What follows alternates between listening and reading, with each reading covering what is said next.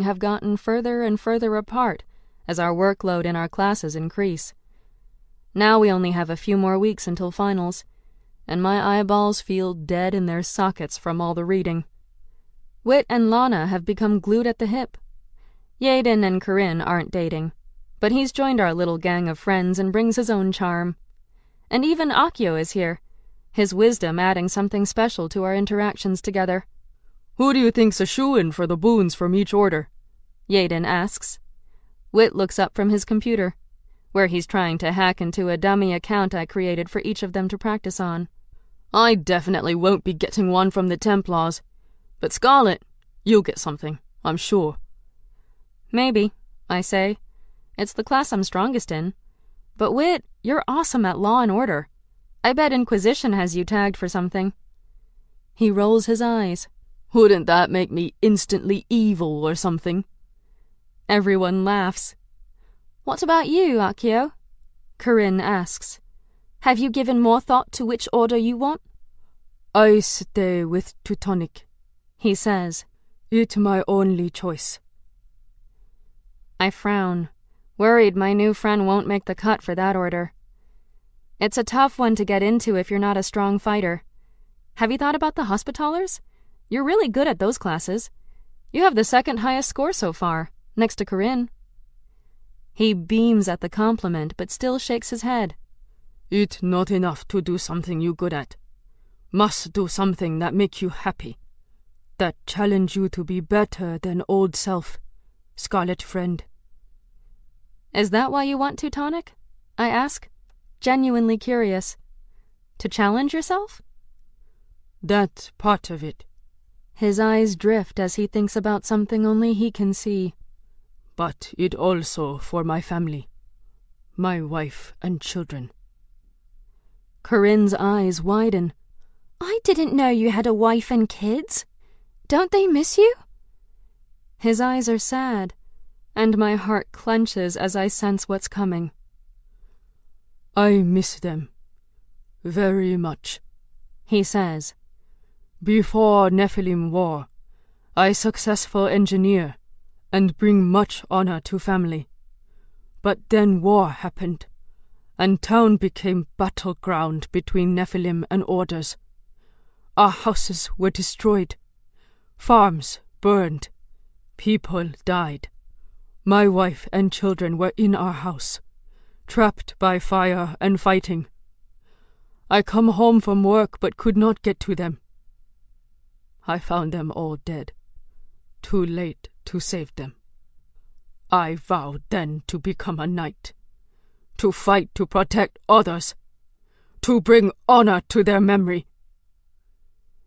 The conversation drifts, and we go back to studying, until Wit curses and smacks his keyboard. "Did the computer hurt your feelings?" Kai teases. "This coding doesn't make any sense to me," he says. To my surprise, Lana leans over and explains the hardest bit. I raise an eyebrow, and everyone else is staring too. Kai whistles. "Impressive. I didn't realize you two found any time to study." Lana and Wit look at each other, and she nods and turns to us. "There's something we want to tell you," she says. We all put down our books and wait. I have no idea what it could be. Are they getting married? Pregnant? Wit and I aren't actually dating. We never were. Corinne frowns. Why would you pretend to be dating for so long? Lana sighs. It's my parents. They sent me here, not to become a knight, but to marry one. Preferably one with a pedigree. "Like a prince," Kai says. She nods. Like a prince. But Wit and I became good friends, and he agreed to fake it to keep my parents off my back so I could focus on my studying. As long as they think I'm making progress at marrying up, they won't pull me from the program. My jaw drops. They would actually take you out of here if you don't date someone of royal blood? I can't even fathom this. They would, and they've threatened to, which is why I needed Wit. You can't tell anyone, she says, a look of panic on her face. If they ever found Whit and I were just friends with no intention of marrying, it would be over for me. And I don't want to leave. I want to be a knight. I want to make a difference with my life, not just as someone's arm candy. She looks at me and smiles. I want to be a Templar. I had no idea, I say. But if there's anything I can do to help, just say it. You're working hard to be here, more than anyone realized. You'll make a great knight.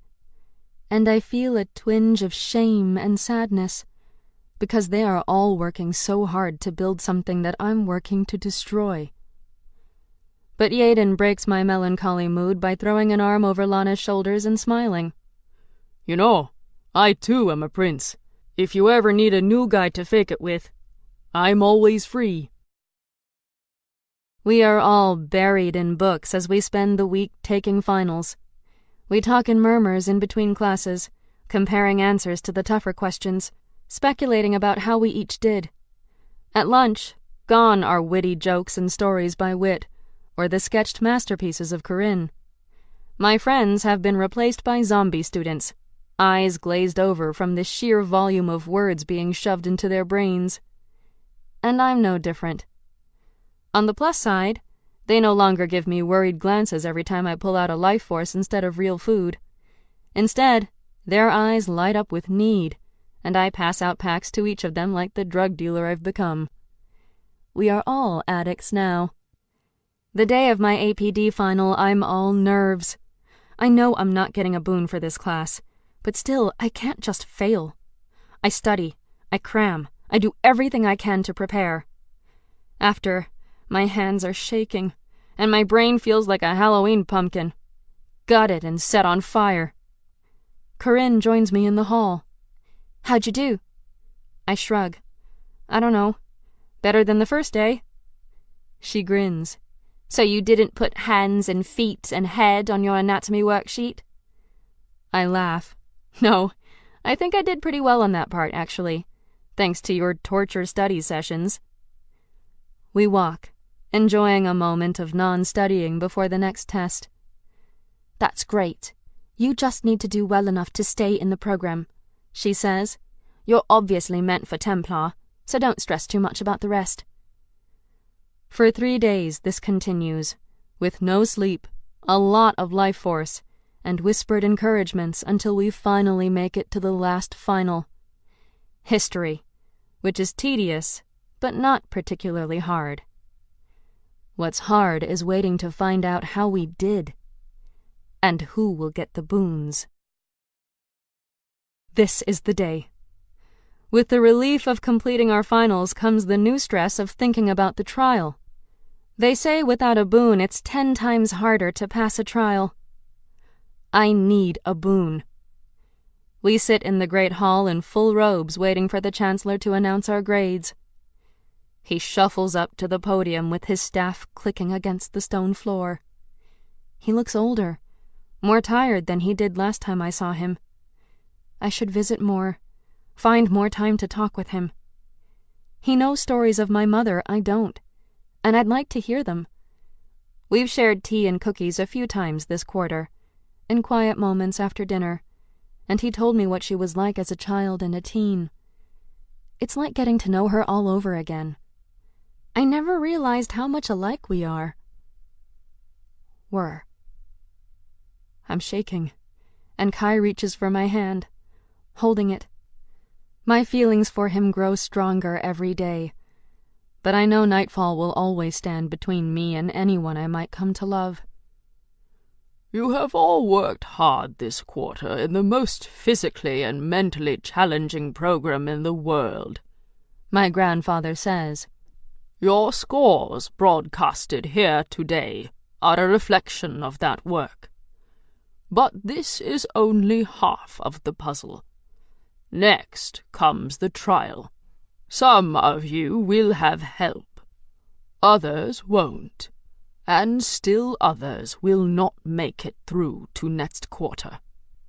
My hand sweats against Kai's, and I pull out of his grip to rub it against my robe. Without further delay, Here are your scores. The E-screen behind the podium shifts from an image of the Castle V logo to an initiate and their marks for each class. We clap politely as each student is displayed, and we wait for our names. Whit's face appears on the screen, his impish grin larger than life. He got 10s in law, order, and history, but average to poor in his other classes.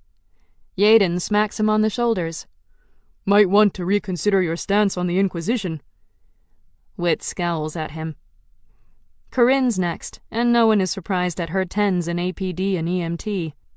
Her combat score was the lowest, but she's still happy with her average. Yaden gets 7s in everything. How is that even possible? I ask. Yaden puffs up his chest and smiles. I have mastered the art of being mediocre. I chuckle. Indeed. Kai's scores come up next. 10s in combat and survival. Decent scores in everything else. I'm happy my friends have done so well. Lana did better than I expected, getting a 9 in espionage and excellent scores across the board. Whit hugs and congratulates her. She smiles big, and I feel a twinge of sympathy. She's working so hard, and her parents don't even care. Akio's face appears, and we all wait nervously. His combat score is a 6. It's not bad, and it turns out to be his lowest grade. He receives a 10 in survival. Life experience helps a lot, it seems. And then my face appears, and I freeze, sucking in my breath. I got 10s in tactics and espionage, 9s in combat and survival. My APD score is my worst. A 3. I get a 4 in law, a 6 in order, and 7s in EMT and history. My overall score isn't great, but considering my double life and how hard I've been training, I'm pretty happy by the results. Once all the scores have been displayed, our quarter is basically over, other than the trial. Whit hurrays at the top of his lungs, and we all cheer as we leave the hall. We must celebrate, he says. Eat, drink, and be merry. We pick up the chant. For tomorrow we will surely die. Chapter 19. The Trial. I'm dreaming about mazes and mirrors when something lands on my face. I wake, unable to breathe, struggling against a large dark form pinning me down. There's a cloth over my mouth and nose that smells chemical, and it's clouding my mind. Something sharp pricks my arm, and warmth spreads through my body. I hear murmurs of voices. Someone says my name. And darkness. I groan, my eyes still closed against the light of early morning. The ground beneath me is hard and lumpy. My head pounds, and my body wakes slowly with pins and needles shooting through flesh. A bird tweets in a tree nearby, and in the distance a waterfall crashes against a cliff. Everything smells green, piney. With reluctance, I open my eyes and lift my tired, sore body off the ground. The light blinds me for a moment. Then color trickles in until I can see clearly. I'm outside. The sun is just coming up, and I'm surrounded by an expanse of tropical forest. And I'm alone. I look down, taking stock of myself and my supplies. I'm still in underwear and my Nox Aeterna shirt, and next to me is my pack. I search it, finding jeans, shoes, socks, a bra, and jacket. I also find a black box with a silver V on it, and a flare gun with one flare. From everywhere and nowhere a voice fills the sky, startling me. It sounds like Grandmaster Gabriella, the leader of the Teutonic Order. "Rise and shine, initiates," her voice says through hidden speakers. "You are officially participating in your first trial. You have 3 days to find the Teutonic base on this island and enter it. If you cross the threshold within the 72-hour time frame, you pass. If you give up by shooting your flare, or fail to reach the base within the allotted time, your initiate training will come to an end. If you want a boon from an order, you will have it with you now." The speaker crackles before her voice resumes. "Good luck, initiates, and Godspeed." I dress quickly, then open the small black box. Inside is a note that says, "Good luck, Templar Order." I pull open the tissue to find my e-glass. I slip it on. "Hello, Scarlet." "Evie! It's so good to hear your voice. Here's the deal. I'm at my trial, and they've dropped me on some island. I need to know where I am. Can you get a satellite view?" While she does her thing, I stick the box back into my pack and sling the bag over my shoulders. First things first, I need to find a water source. My stomach growls. A marshmallow tree would be fantastic. I start walking toward the sound of the waterfall when Evie chimes in. "I'm sorry, Scarlet. Something is blocking the satellite feed, and I can't override it." If only they'd also included my tablet. "Do you have any idea where we are?" I ask. Evie scans the area around us. "I would place you somewhere in the middle of the North Pacific Ocean," she says. "So maybe Hawaii?" I ask. "Or somewhere near it?" "Surrounding flora suggests that is a plausible option." The vegetation starts out normal enough. Coconut trees and banana trees and other tropical life. But as I move deeper into the forest, things get strange. I pass by a row of purple bushes with green berries on them. The berries are spotted yellow and come in a variety of star shapes.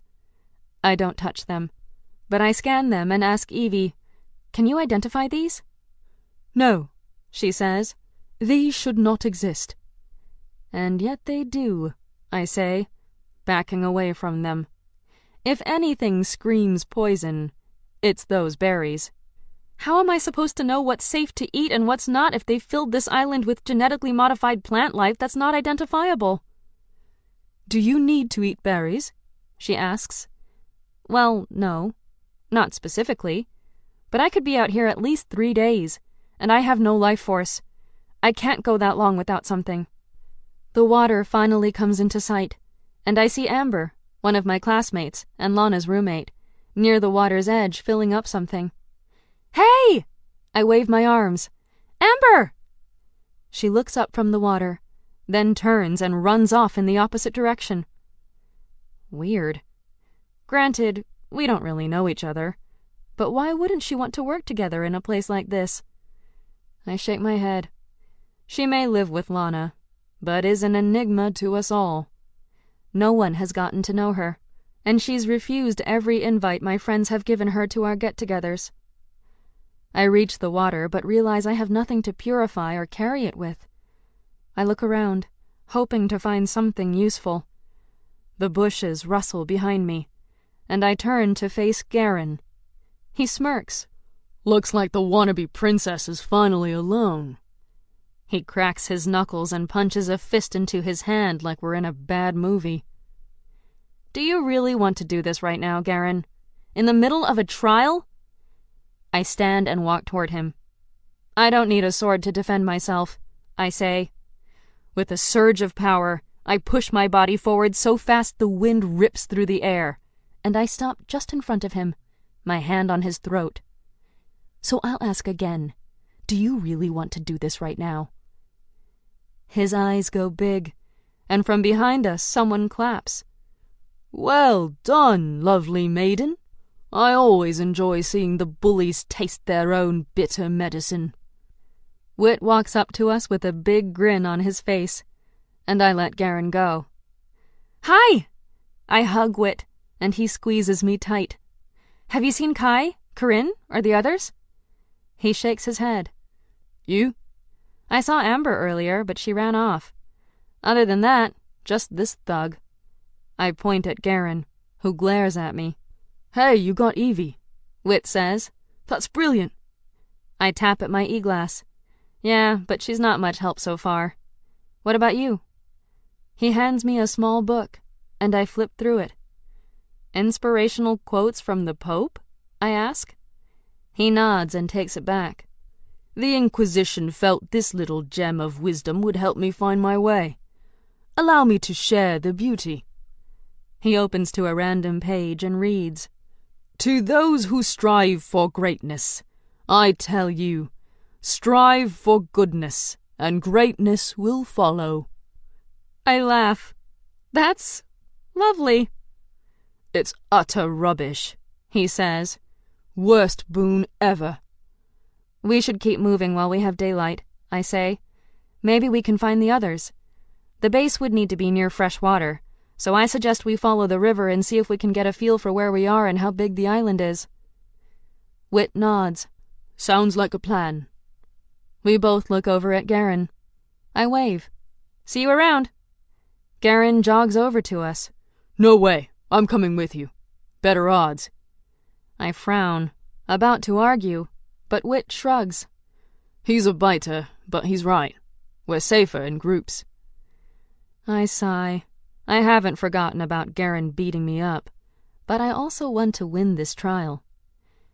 Fine, you can come, but if you so much as blink at us wrong, it's over. He nods, and the three of us start walking. While we do, Garen picks up 3 sturdy sticks and uses a sharp rock to carve points into the tops of each. What are you doing? I ask. Making spears for us, Garen says. Have you noticed how quiet the forest has gotten? I hadn't, but now that I listen, I realize he's right. It's spooky quiet. That's not normal, he says. There's something out there. Something bad. This is the Teutonic trial, and that means combat. He hands me a makeshift spear, and I grip it in my hands. Thanks. I hate to admit it, but I'm impressed. He hands one to Whit. Not all pats are useless biters. Whit and I ignore his insult.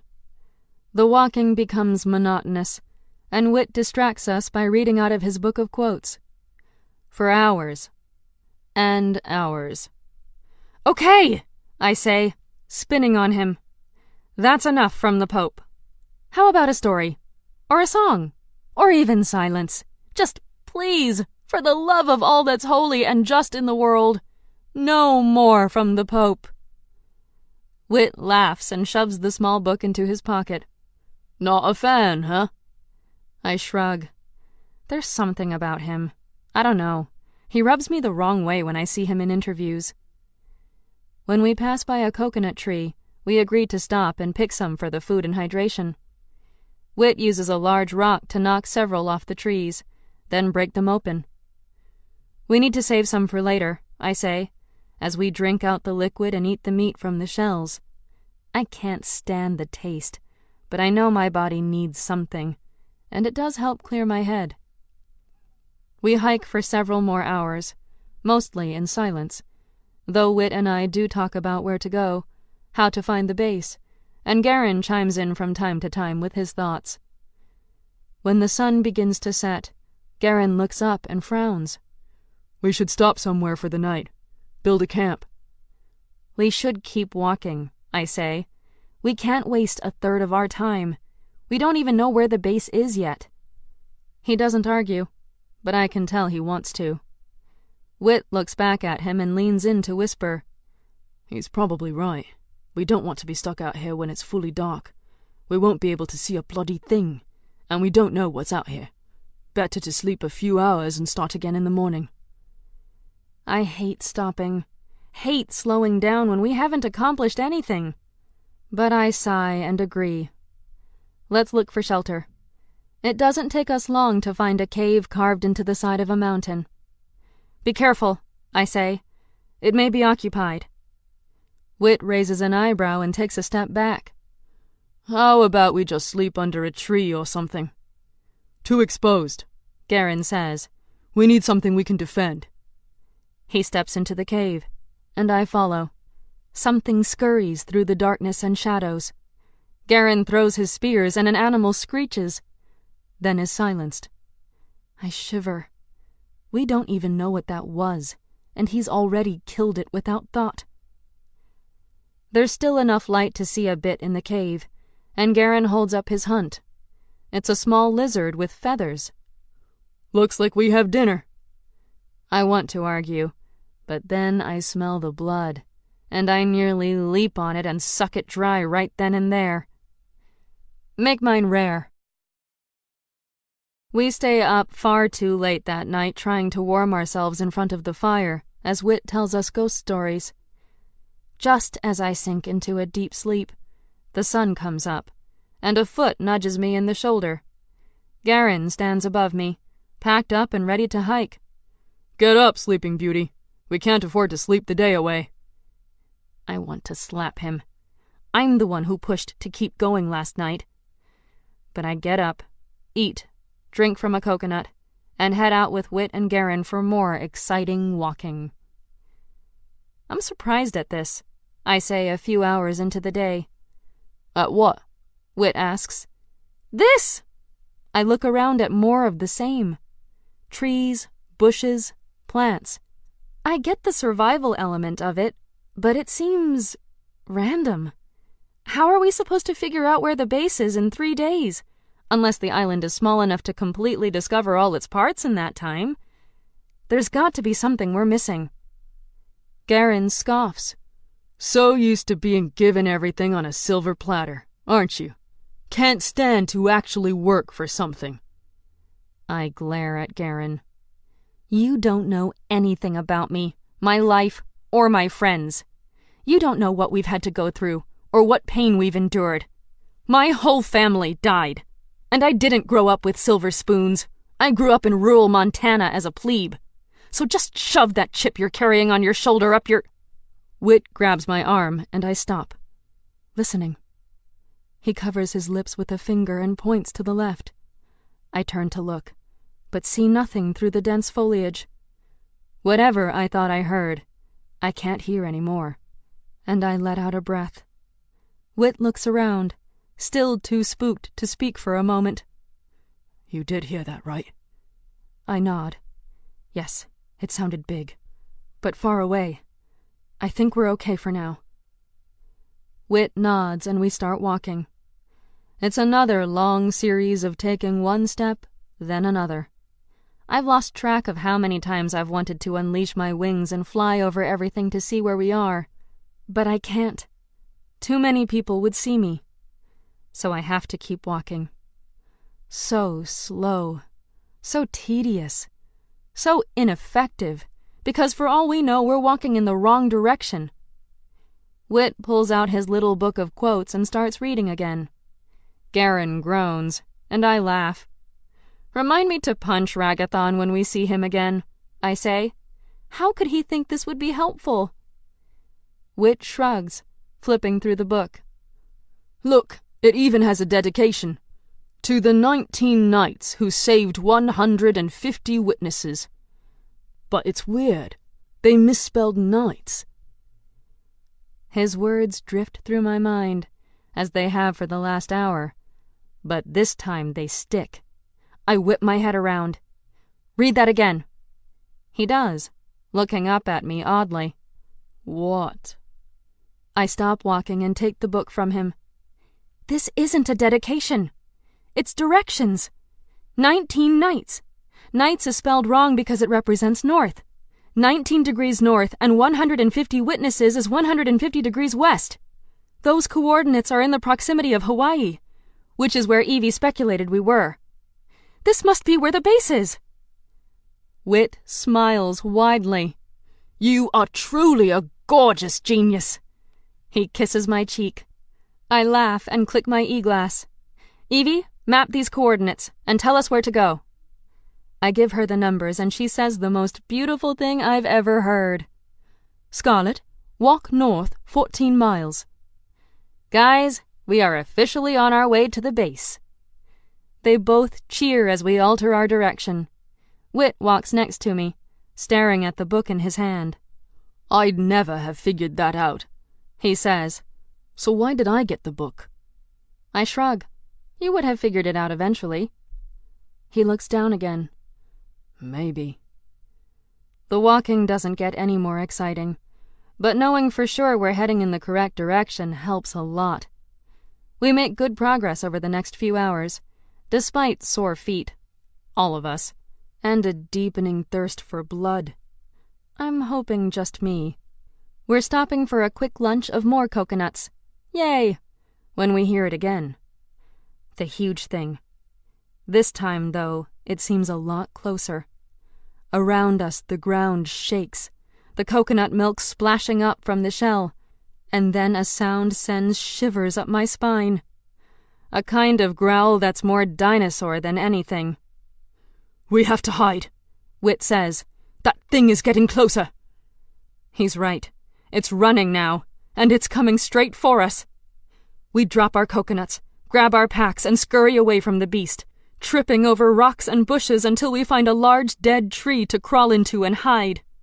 Our breathing is heavy as we crouch in the darkness. Bugs scurry from their hiding places, crawling over my feet and hands in their quest to escape.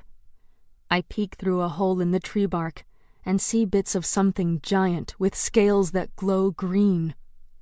Whit looks through the hole as well and pulls back, his face white. He holds up the spear Garen made. "I don't think these sticks are going to do the trick." A tree branch snaps in the distance, and through the hole in the tree I watch the beast turn, distracted, and run away from us. I think we're safe, I say. "The danger's not over yet," says someone outside our hiding place. Kai! He crawls into the tree trunk with us, and I scoot over to him. He hugs me and kisses my cheek. "I've been looking everywhere for you. Is Corinne here too?" "No," Whit says. "We can't find her." He frowns, and I ask, "Do you know what that thing out there is?" He drops his hand to the hilt of his sword. His boon was useful, at least, and shakes his head. "No, but whatever it is, it's been hunting me for the last 2 days. Chapter 20. The Beast. What do you mean hunting you? I ask, gripping his arm. "I don't know," he says, "but I haven't been able to lose its trail for long. It seems to be tracking me." Garen glares at Kai's sword. "Of course you got a weapon. You all got boons, naturally. Connections."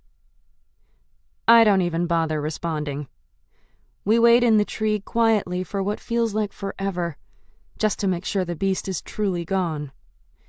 When we think it's safe, we crawl outside, and I take a deep breath and stretch, my body cramped from crouching for so long.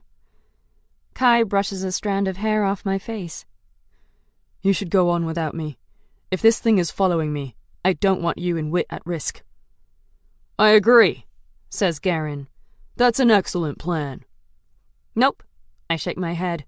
"We're not leaving you." Whit agrees. "We stick together." He looks at Garen. "You're free to go if you're scared, but my brother stays." Garen grunts. "Fine." "Besides," I say with more excitement, "we have coordinates for the base camp. They were part of Whit's boon."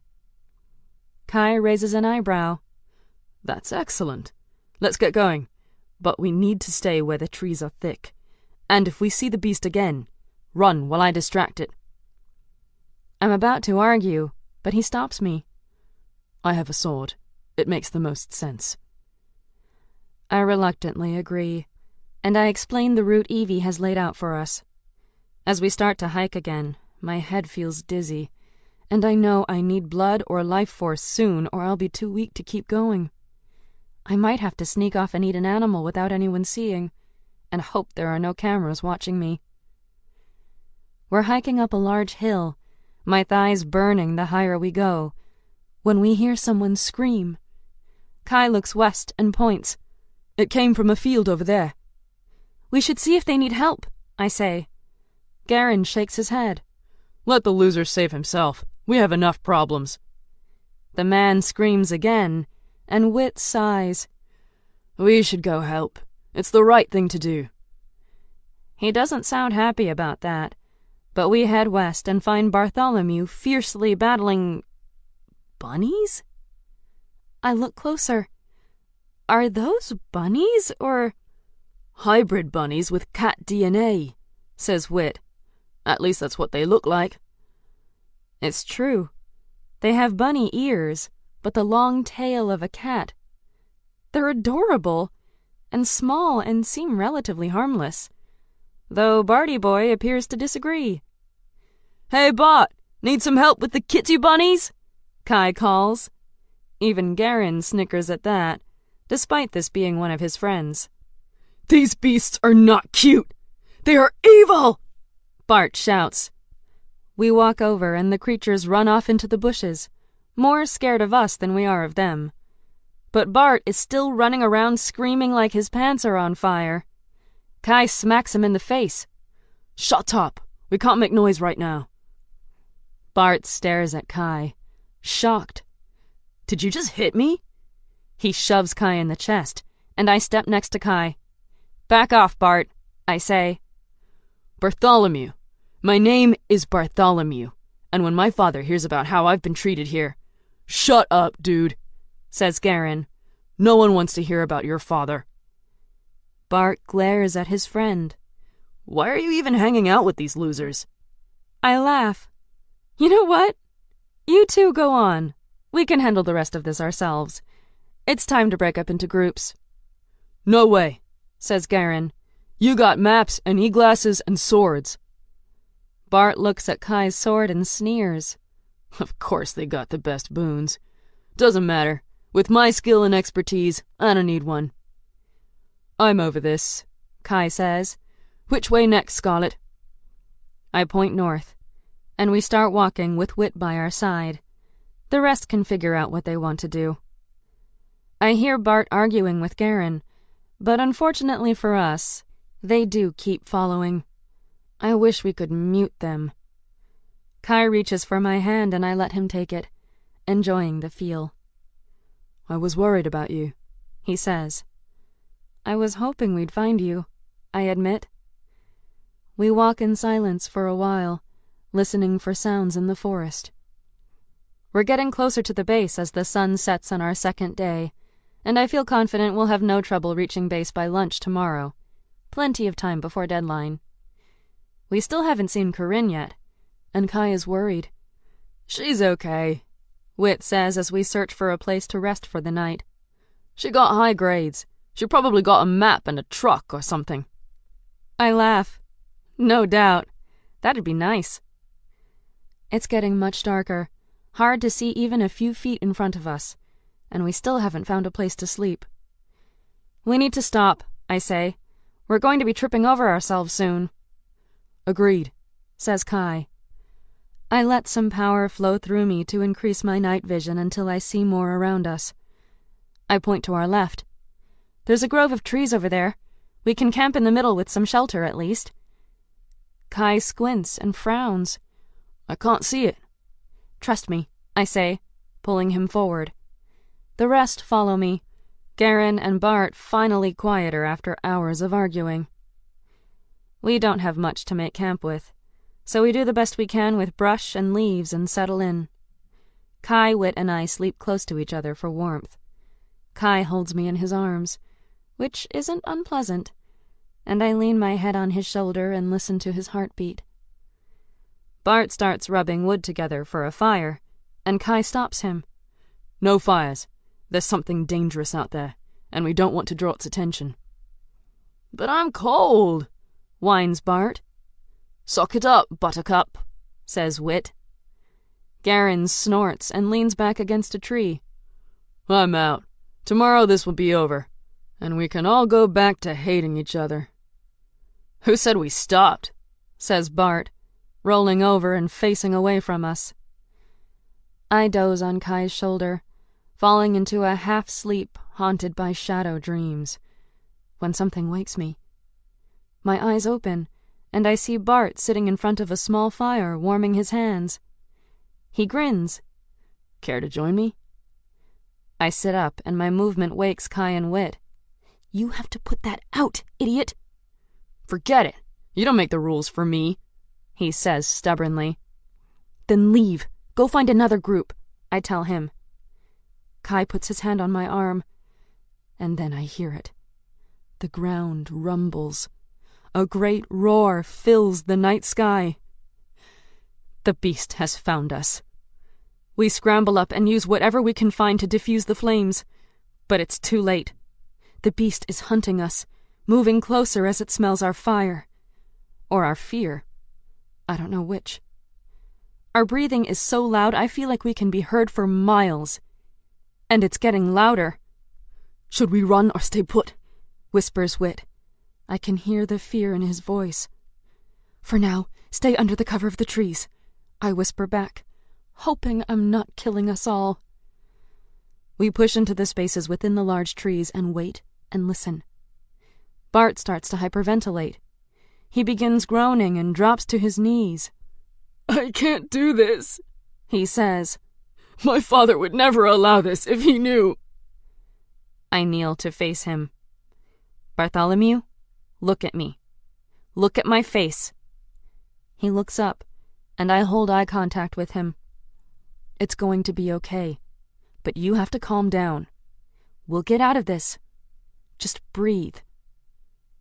I think I'm getting through to him. He takes a breath, then another. Then the creature roars again, and Bart can't keep focus. He screams and jumps up. "No! No!" Then he runs out of the grove and into the night, screaming. We all follow him, calling his name. Once out of the cover of trees, the moon brightens our path, giving us just enough light to see the beast. A great shadow like a mountain, with teeth the size of my hands and sharp as swords. It's scaly with big, glowing green eyes. The beast turns its head, its eyes following Bart as he crashes through the brush. I have no time to react, to run or help or stop him. In one move, the beast opens its giant jaws and drops them onto Bart, eating him in one horrifying crunch. I'm paralyzed as I stare in horror at the bloody remains of the man who stood there a second ago. Garen's shaking from rage, or maybe fear. Kai tenses next to me as the beast turns his focus on us again. "I'm going to distract him while you three escape," he whispers. I grip his arm. "Not alone." He kisses my head. "I have to. It's me he's after, and I'm the only one with a weapon." His purple eyes are filled with concern, but not for himself. "Get my brother to safety. Please." I swallow the lump in my throat and nod. He'll be distracted if he thinks Whit's in danger. I can protect him better by doing as he asks. For now. I nod. "I'll keep him safe. Don't die." He grins in that cocky way I've come to love. "You can't get rid of me that easily, Knight." And then he runs out. The beast swerves its head to follow the scent of Kai, and I tell Whit and Garen to run in the opposite direction. Legs pumping, heart pounding, I try not to look back, not to think about what's happening with Kai as we run for a rock formation that should offer us a way out. We arrive at the rocks, and I push Whit to climb up first. "Go! Don't argue!" "I'm not leaving you out here alone," Whit says. Garen pushes past him. "Then I'll go." He climbs up the rocks and disappears through a crevice. "Whit, I promised your brother I'd protect you. Go!" He obeys, reluctantly, climbing through the crevice as I stand guard with my spear. I hear Kai yell at the beast to keep its attention. The beast charges and traps Kai between a mountain and itself. Whit calls for me from behind the rocks. "Scarlet, hurry up!" "Kai needs help. Go, I'll catch up." Whit yells for me. "No!" But I'm already running toward Kai. I can't let him die. Can't let him get hurt. I did what he wanted. Whit is safe. Now I must save him. I'm running faster than I ever have, my powers surging through me.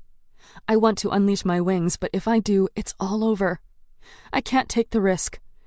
Not yet. There's still time. Kai is fighting the beast. He's not injured. I can make it without revealing who I am. When I'm within reach, I take my spear, aim, and using extra force and power, I throw. The spear impales the beast's backside, and it cries out in pain and turns toward me. Kai, run! The beast isn't slowed by a piece of wood sticking out of it.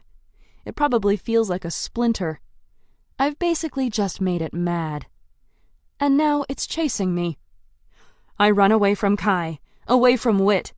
But Kai isn't getting to safety. He's following me and the beast. And now the beast is confused. It wants to attack us both. It changes directions, chasing Kai again. Kai, the cliff! I try to catch up, to stop him before it happens. But I'm not fast enough. Not without my wings.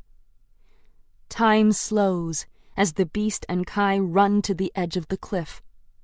Kai realizes his mistake at the last minute and turns to face the beast, sword held high to fight.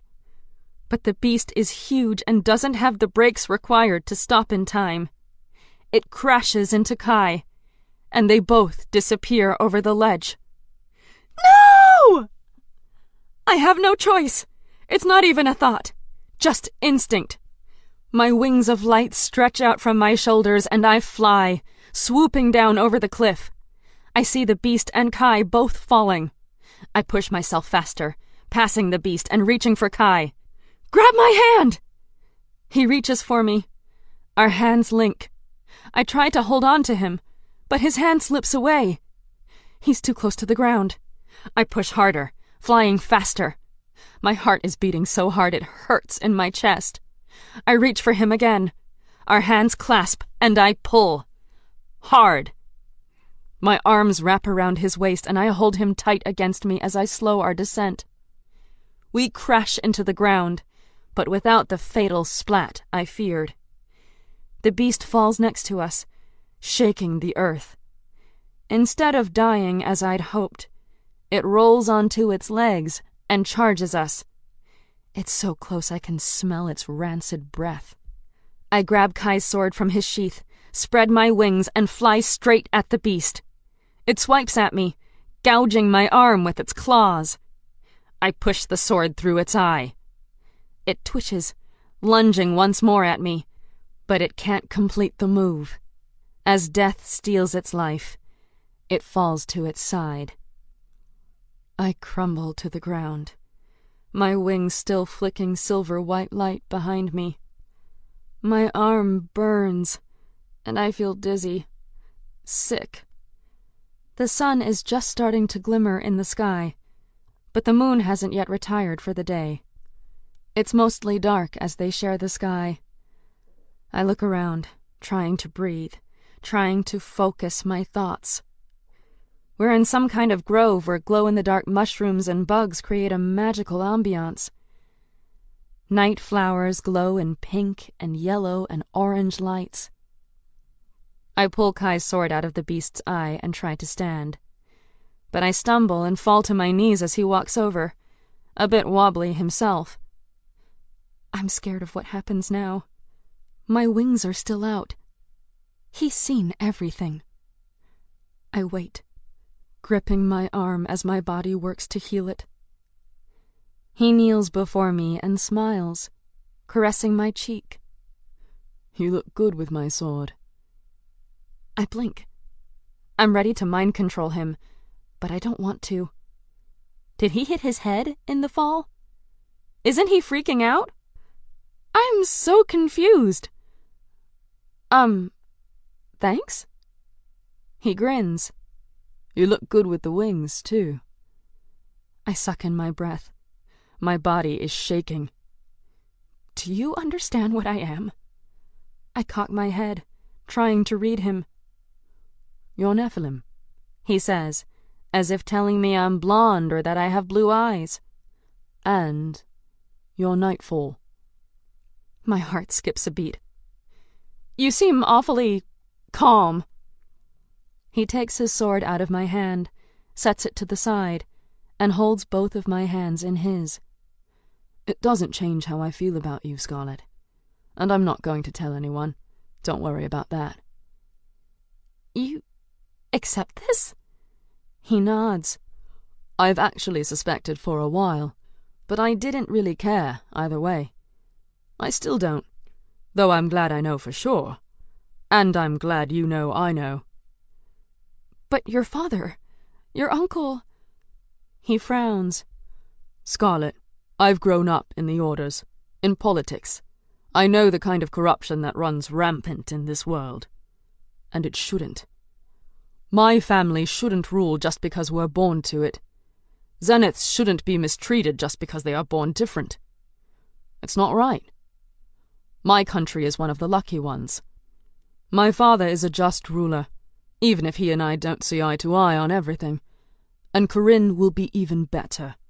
She's the best of us all, and will be a great queen. But what if that hadn't been the case? My country shouldn't be stuck with someone awful just because of a bloodline. Many things need to change. I'm still trying to absorb what he's saying because it feels impossible that this is really happening. So you support Nightfall's cause? My cause? Yes, I do. I support you as Scarlet and as Nightfall. The world needs Nightfall, and I need you. He leans in, his body so close to mine now. Scarlet, he whispers as he runs a hand through my hair. I love you. All of you. When he kisses me, I melt into his arms, responding with equal passion and desire. But I can't stop the tears. To be loved like this, to be accepted for everything I am, is the greatest gift to receive. And I don't know how to accept it. But I try.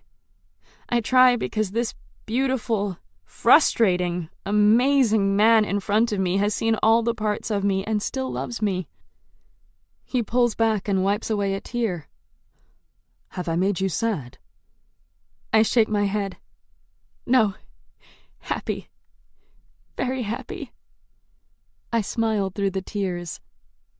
I think I'm ready to officially date you now, Prince Kai. He laughs.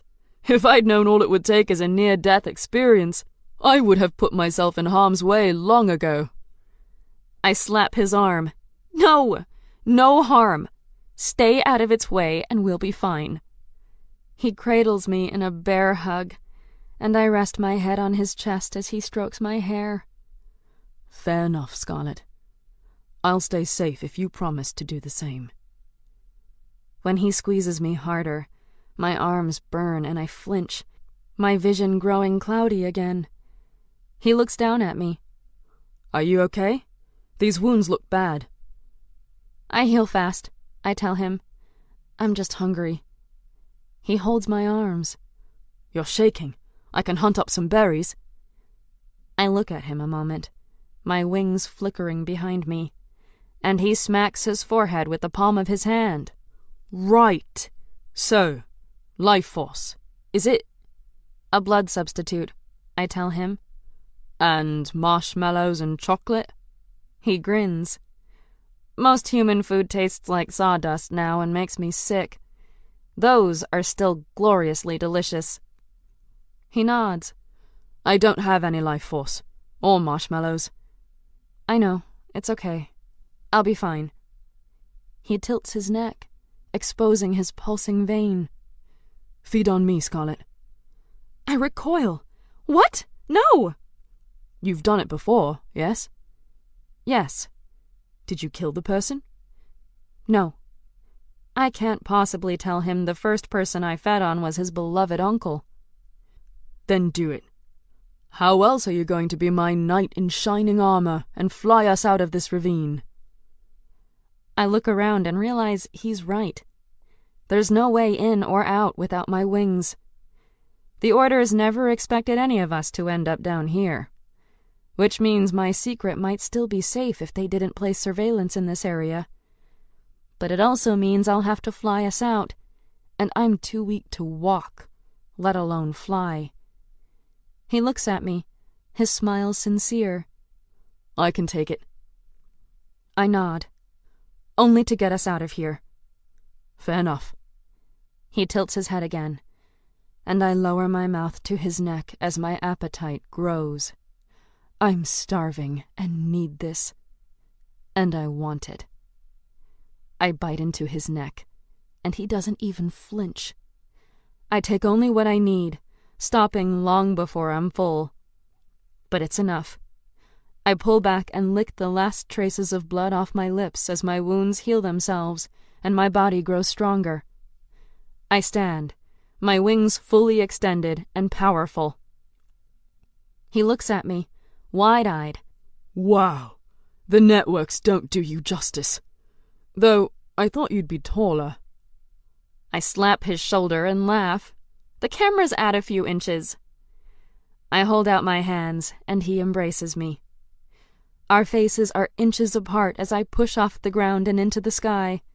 His smile broadens. There are perks to dating you, he says as I fly us out of the valley. Just before we land, he closes the small distance between us with a kiss that leaves me lingering in the air. When I land and retract my wings, I look at him.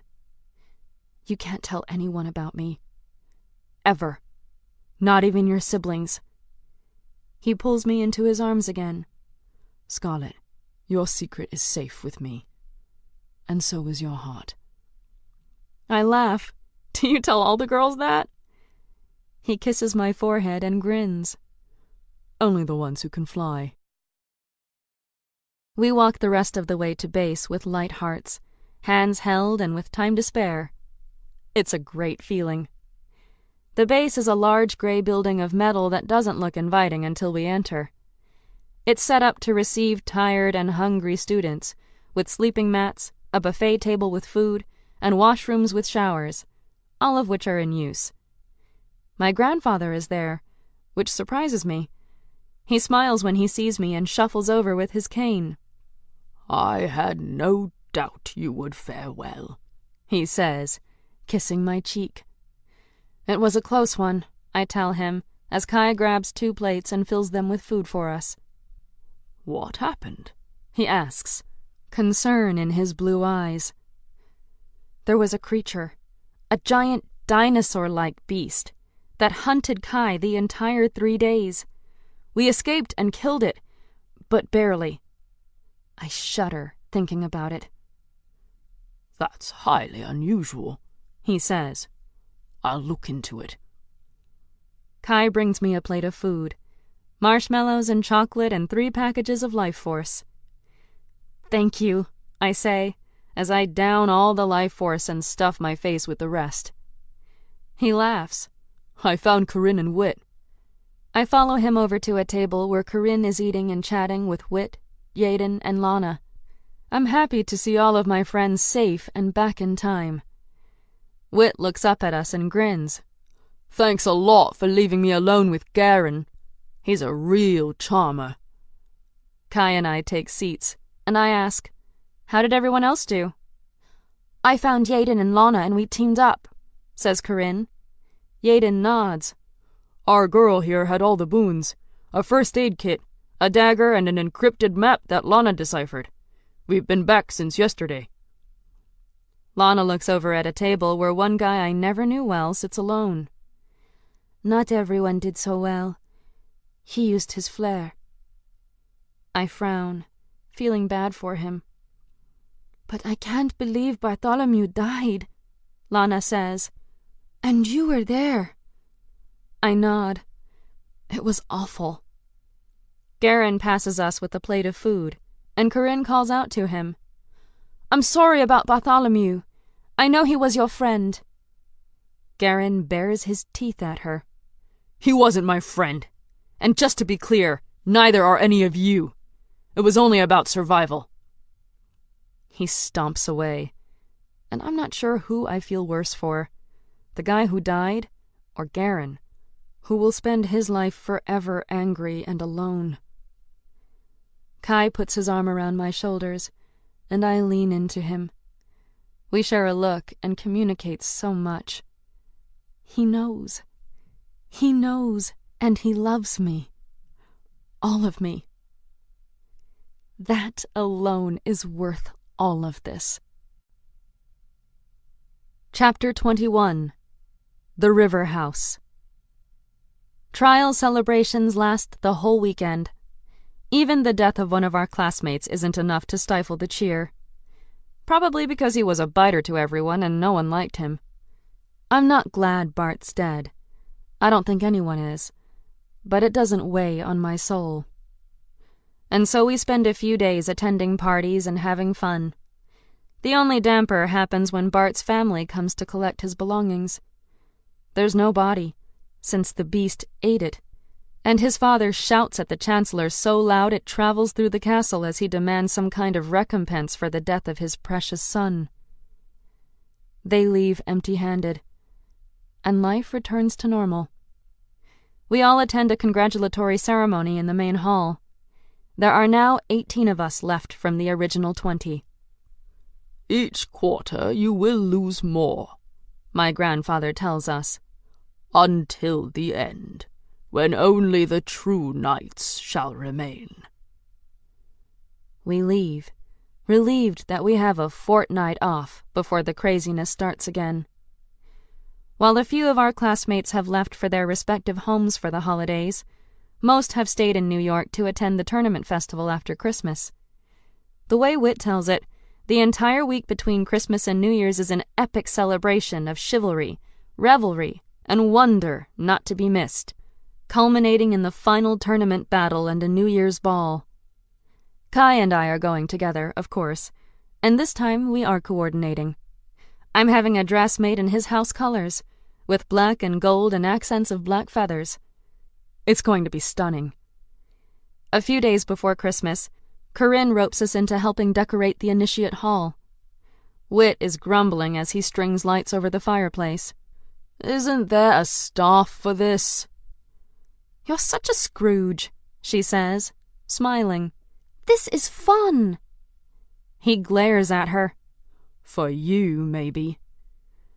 But in the end, the hall is a winter wonderland, and we all agree it was worth the work, as we sit around drinking hot cocoa and talking about our plans for the holidays.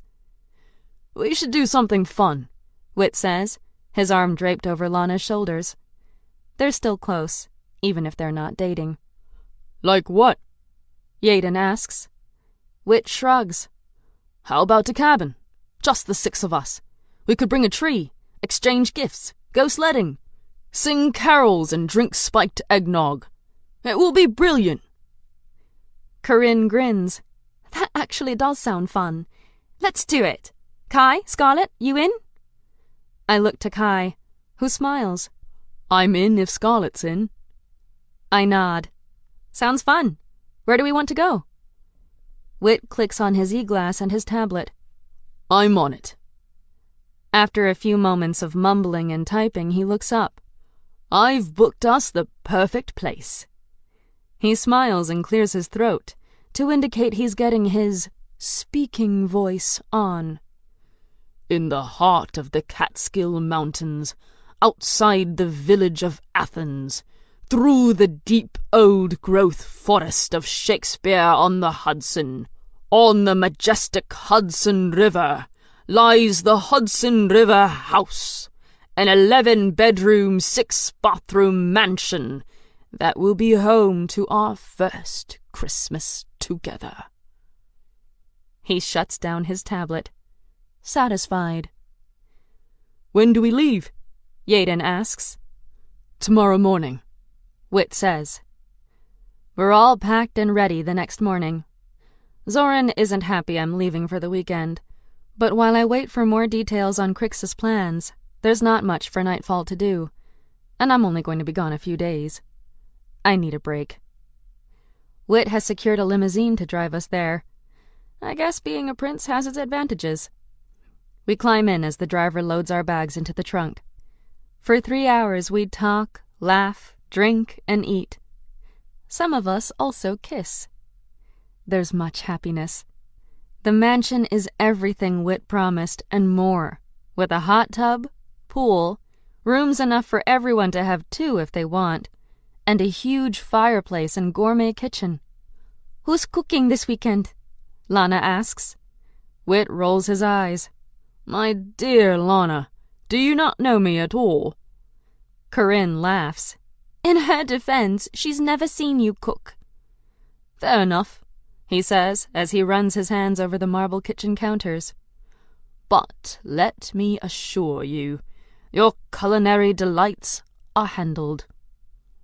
Kai looks at me and winks, and I blush. It's so strange, being around someone who knows the truth. Until now, Zoran was the only one who knew both sides of me, and it's different with him. I'm still mostly Nightfall with Zoran. But with Kai, I'm Scarlet. I'm me, but I'm also her.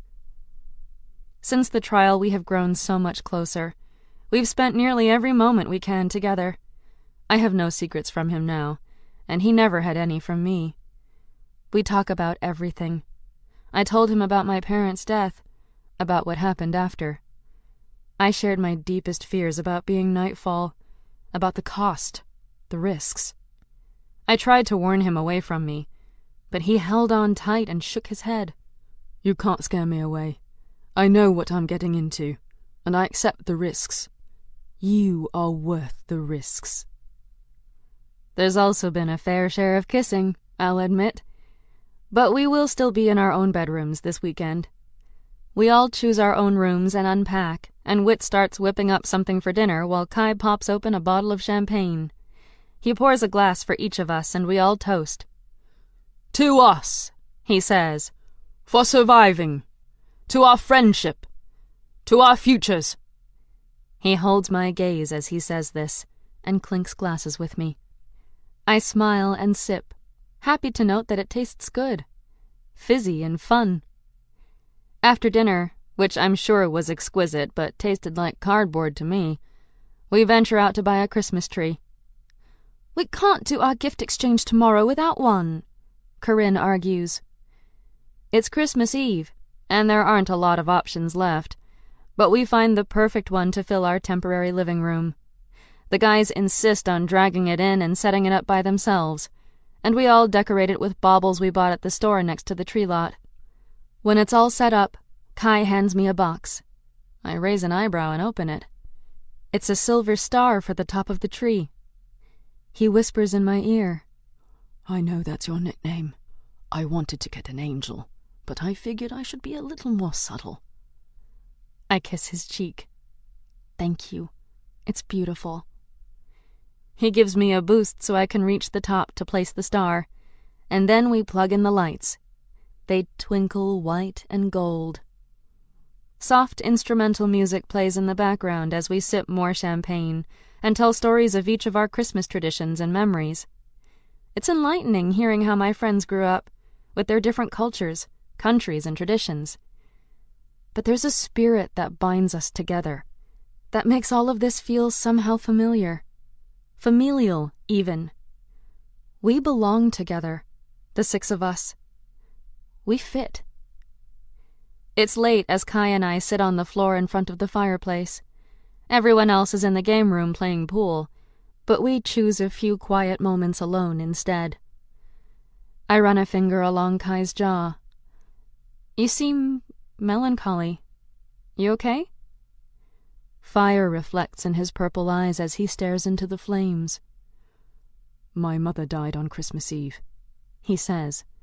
"Did I tell you that?" My breath hitches. "No, you didn't." He looks at me, his face a mask. "Have you ever had to kill someone? As Nightfall?" I blink. "Not directly, but in a way." "It does something to you," he says, looking back at the flames. "Taking a life with your own hands.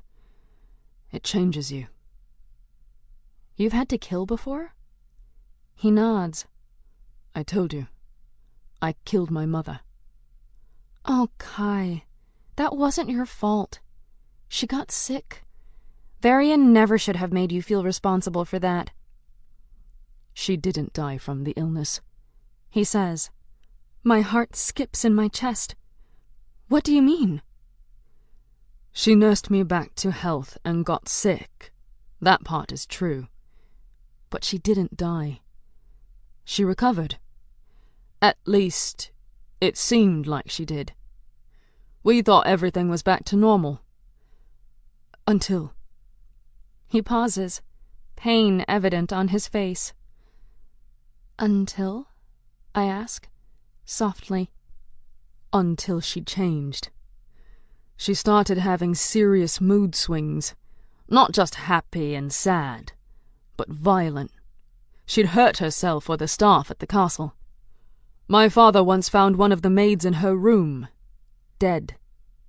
My mother was crying over her body, saying, "I'm sorry, I'm so sorry." It turned out the maid hadn't changed the sheets fast enough, and my sweet, kind, gentle mother beat her to death in a rage. That's horrible. I'm so sorry. He nods, still staring at the flames. My father loved her so much. Too much. He couldn't accept that her mind was lost to us. He clung to her lucid moments and assured everyone it was temporary, that she'd heal. I can feel something momentous coming, and I hold his hand more tightly. She was supposed to have a nurse around the clock to keep her, and others, safe. But the nurse fell asleep on duty one night on Christmas Eve, and my mother snuck out to see us. When she came to the nursery, she was normal, happy, our mother again. I ran to her and hugged her. I missed her so much. Corinne and Whit were still babies, almost toddlers. They were in their crib, and my mother wanted to see them too. Kai reaches for his champagne and takes a sip. She took them both out and held them, singing that song Corinne sang. And then she changed. Her face disappeared, and in its place was a mad woman full of rage. She dropped both the babies to the ground. They cried, screamed, more from fear than pain. They landed on blankets and weren't badly hurt. She paced the room screaming obscenities at us all. She told the babies to stop crying, but they didn't, and she slapped them both, yelling at them to be quiet. I begged her to stop, to leave them alone. But she wouldn't. I'm holding my breath as he talks, knowing the worst is still to come. When she picked up a heavy wooden toy and held it over them, I knew she would hurt them. Kill them. I couldn't let her do that. I had to protect them both. I used all the strength I had in my 9-year-old body and ran into her. She had her back to a window, and she crashed through it, falling to the ground 2 stories down. A tear slides down his cheek, and he takes another drink. I cried and ran through the castle to where she fell. Pools of blood surrounded her, but she was still alive. Barely. She grasped my hand and begged me to forgive her. I did. Then, as she died, she made me swear to always protect Whit and Corinne, no matter what. We sit in silence for a long time. As the fire dies, Kai moves to add more wood. That's why I don't fight in the tournaments. What? You asked once why I don't fight in tournaments. This is the real answer. I don't ever want to kill again, unless I have to. I fight to protect, not for sport. I understand, I say. He sits down and looks at me. Please don't tell Corinne and Whit. They don't know. They think she died from sickness. That's what everyone believes. It would crush them if they knew the truth. Your secret is safe with me. The next morning we all wake excited to find Christmas presents under the tree. Yaden, who woke up first to bake, passes around a plate of ginger cookies shaped like hearts, stars, and goats. The house smells like a ginger cookie factory. These are pepparkakor, he says, holding up a cookie. They're a Christmas tradition in my country. I eat one, and am sad to discover this doesn't make my short list of yummy foods. Kai sneaks my other cookies from my plate to his. I've got your back, he says with a wink. Such a prince, I tease, making a sacrifice like that. Corinne scoots near the tree and starts passing out everyone's gifts. We drew names for our gift exchange, a first for me. I look at the tag on the beautifully wrapped silver box in front of me. It's from Corinne, and I smile. Who goes first? Whit asks, holding up the gift I got him. You go, I say. He rips open the package and groans. Seriously? He holds up a book of quotes by the Pope, and everyone laughs. I pull another package from behind the tree. I couldn't resist, I say, but here's your real gift. He smiles and opens it, then gasps. This? He runs his hand lightly over the cover of the leather-bound book. This is... Kai nudges me. 3 cheers for Scarlet, the first person in the history of humankind to render our brother speechless.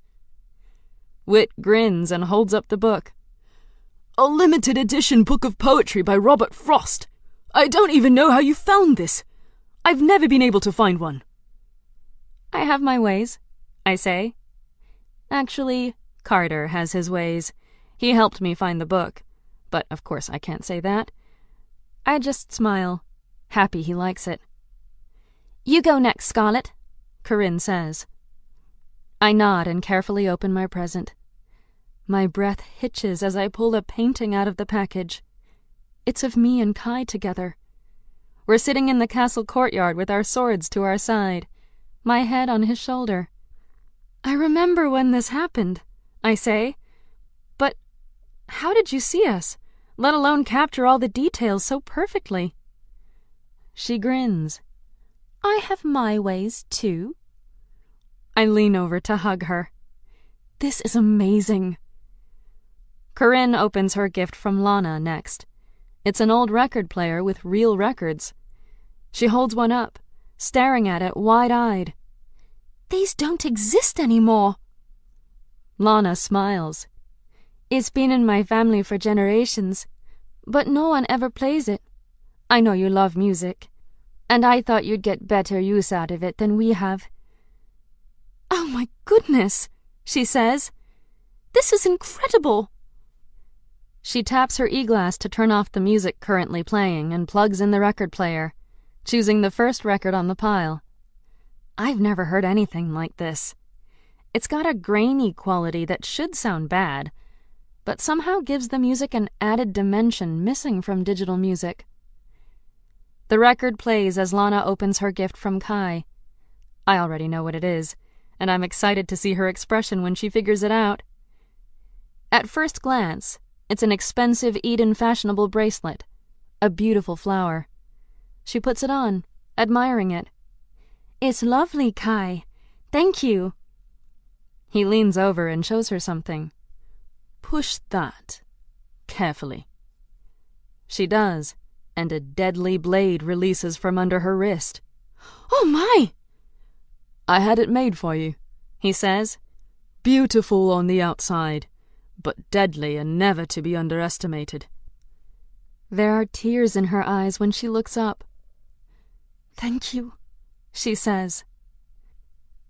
There's so much power in being seen, in truly knowing that someone sees you and knows you. Kai didn't give her a bracelet for Christmas. He gave her something so much more. He saw her. I squeeze his hand. This man who is so amazing. This man I am starting to fall in love with. Kai looks at his gift from Yaden and shakes it. Yaden laughs. Just open it, he says. He does, revealing a raven carved from a polished black wood with something gold sparkling inside. That's wood from an onyx tree, Yaden explains. It's a rare tree found only in my country and protected by the royal family. Very few people even know it exists. It's nearly extinct, but I had a small piece gifted to me as a child. I've been waiting for the right thing to make. The wood wanted to be carved into a raven. Kai clutches it in his hands. It's beautiful. Thank you. Yaden opens his gift last and slaps his leg at what Wit gave him. Wit grins. It's a starter tree for another rare tree, Wit says. It grows multiple fruits year-round. This hybrid isn't for sale, but I have some connections. I've heard of these and wanted one very much, says Yaden, caressing his pot. Thank you. As everyone settles in to read, talk, eat more cookies, or just relax, Kai pulls me outside. We walk around the snow-covered hills toward the Hudson River. I had to get a gift for you, he says, pulling out a small box. Me first. I hand him a box, and he smiles and opens it. Inside is a knitted black scarf with a gold raven on it. I know it's not much, but I made it myself. It's the first time I've tried to knit. And the last. He laughs and wraps it around his throat. I will cherish it always. He hands me the small box. Your turn. I pull the red bow off and open it. Inside is a black pearl wrapped in white gold and diamond swirls, like a tiny universe. I pull it out, and Kai helps me put it on. This is beautiful. It reminded me of you, he says. Nightfall trying to hold the world together. Nox Aeterna. Tears sting my eyes, and I reach up to kiss him when my e-glass beeps. Scarlet, says Evie. Not now, I mumble through his warm lips. It's urgent. Zoran needs you. The Red Eagles want to meet. Tell him I'm busy, I say, still trying to salvage the mood. You'll have to tell him yourself. He's waiting for you behind the house you're staying at. I look up at Kai, who can only hear my side of the conversation. Something wrong? He asks. I have to go, I say sadly. Superhero business? He asks. I laugh. Something like that. I'm sorry. He kisses my head. Don't be. I'm a big boy, and I know what being Nightfall means. Go. Do your superhero stuff. I'll cover for you. I pull at his hand before he walks away, so awash in feelings I have to speak out loud. Kai! He turns, our fingers intertwined. Yes? I love you. His smile lights up his face, and he crushes me in a hug against his body. I love you too. He kisses me, then pulls away. Now go save the world. I meet Crixus at the center of Diamond Mountain. There are no crowds this time. Only Zoran waits in the distance as a cold wind howls through the night. What do you know of the approaching tournament festival? Asks Crixus, looking at the moon. His question startles me. I try to recall what I've heard from Wit. The knights are anonymous. Many will attend the final match. I gasp, realizing his plan. The Pope will attend. Crixus nods. Have you seen the Black Knight fight? I smile. He's the one I'm rooting for. Good. He is one of ours. I see where this is going. I'm impressed. Crixus continues. When he wins, he will be granted a boon from the Pope. He will request a personal meeting with His Holiness. And you want me to be at that meeting? He nods. You will don the Black Knight's armor. You will get close to the Pope, and you will give him an order. I frown, noticing a problem. My gift doesn't last very long. He won't join our side. He doesn't need to. You will order His Holiness to commit suicide. I grit my teeth. I don't murder people for political gain. Then how about to right wrongs? to purge the world of a man who slaughtered into near extinction your own kind. He ordered the annihilation of all Nephilim. I sigh. I know all this, but what would killing him accomplish? Someone else will just take his place. We have an agent amongst the cardinals, says Crixus. We will make certain he is elected as the new pope. Who is it? Forgive me, but I cannot say. If our plan was to fail... Then I'd be captured. Yes, and I would rather have our agent's identity a secret. But with him as the new pope, we will have real influence. The pope controls the orders, and the orders control most of the world. With the right pope, we can end this war for good. He holds out his hand. So, do you agree? I pause. This plan can give me access to the most powerful person on Earth. This plan can end this war years before I imagined. This plan can change everything. But there is something I must know. Why do you fight against the orders? Crixus drops his hand. He sits on a stone, drawing circles in the dust. When the war began, my parents supported the Nephilim in secret. They understood there was no reason for the fighting. Only a reason for a strong leader to keep the peace. His voice loses its normal calm, turning to rage. They were discovered, and they were executed. I will not forget what they taught me.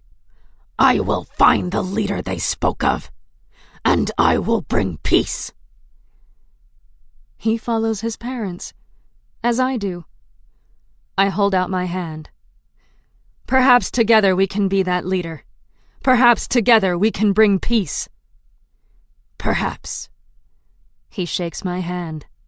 I grip his hand harder. No one but the Pope must be harmed. Other than the White Knight, no one else will be.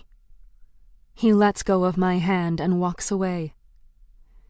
I join Zoran on the podium to explain our plan. He doesn't respond for a while.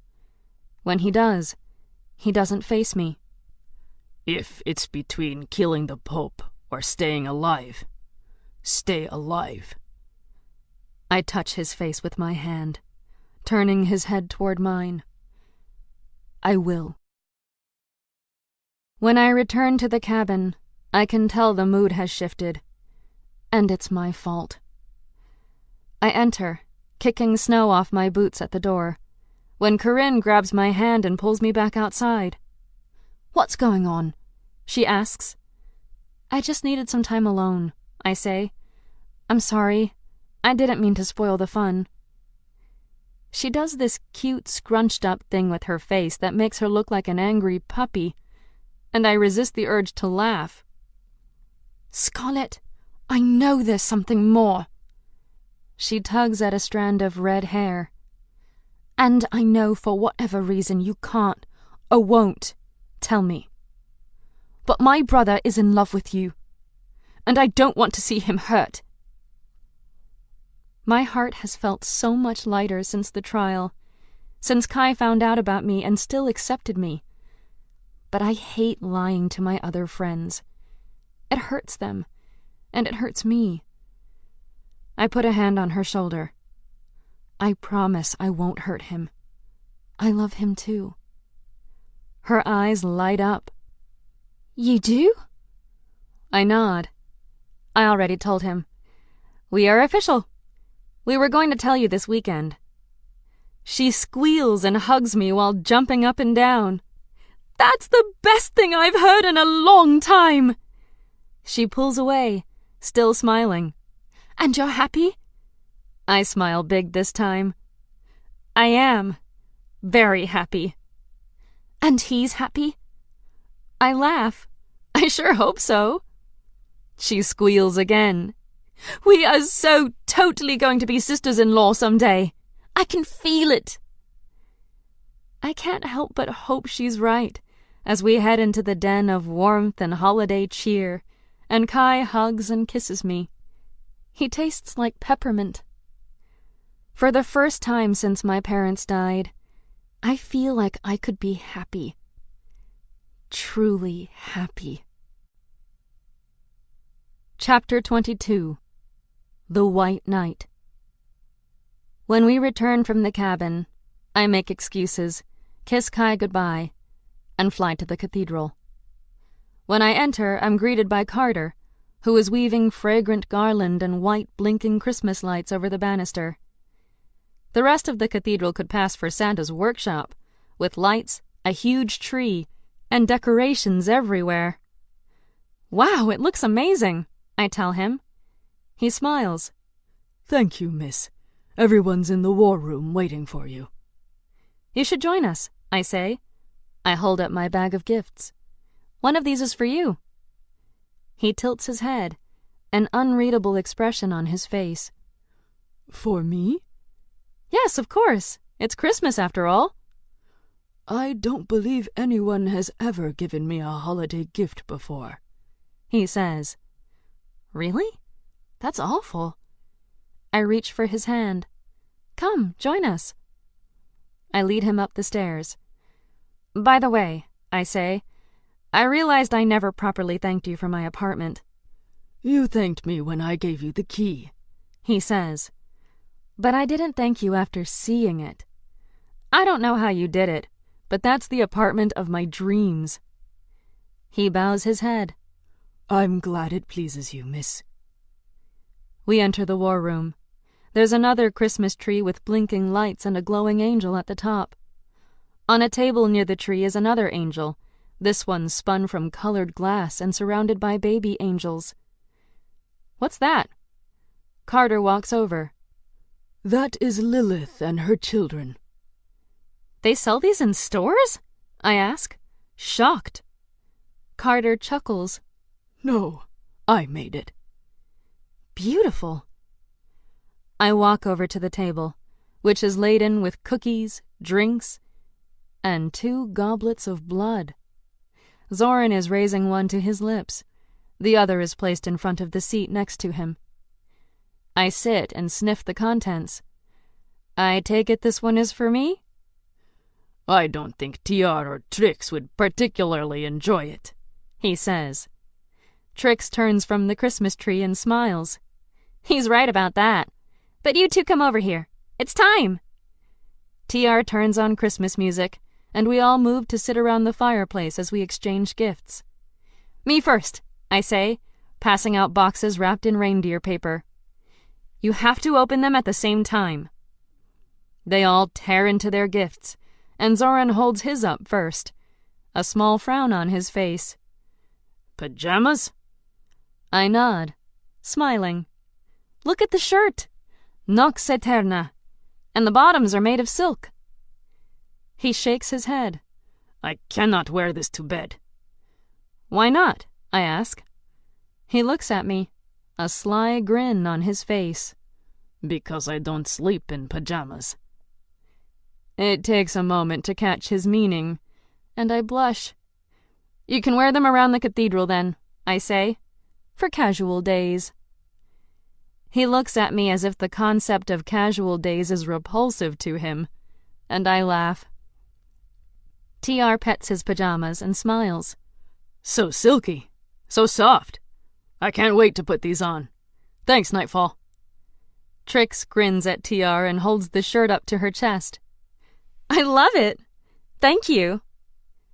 Carter is still acting oddly, his face a perplexing combination of sadness and happiness. "I am speechless. I will treasure this always. Thank you." "It's a tradition in my family," I explain. Or was. Each year my parents would buy me new pajamas for Christmas. I clear my throat. I've tried not to think about how this is my first Christmas without them. It's too hard. "You're my family now," I tell them. "So I wanted to share this tradition with you." Zoran reaches over to put his hand on mine. "Thank you." I nod. swiping away a tear. Zoran hands me a gift wrapped in black, sparkly paper with a silver bow. From all of us. I open it and smile. Inside is a new cloak, black with silver hem, black leggings, and a black tunic with a silver tree of life embroidered on the chest. The material is soft, light, exquisite. Eden Fashionables. You had this made? For me? Zoran nods. We did. Trix grins. It can't be comfortable wearing your full armor here all the time. We thought this might help. There's more, says TR. I pull out a long black gown embroidered with the silver tree. Zoran smiles. In case you ever feel like wearing a dress. It's stunning. Thank you all so much. I fold everything and put it back in the box as Zoran hands me a small black pouch. This is from me, he says. I open it and find a tiny silver cylinder. Turn around, says Zoran. I raise an eyebrow, but do as he says, turning away from everyone. Zoran touches my mask and gently begins to remove it.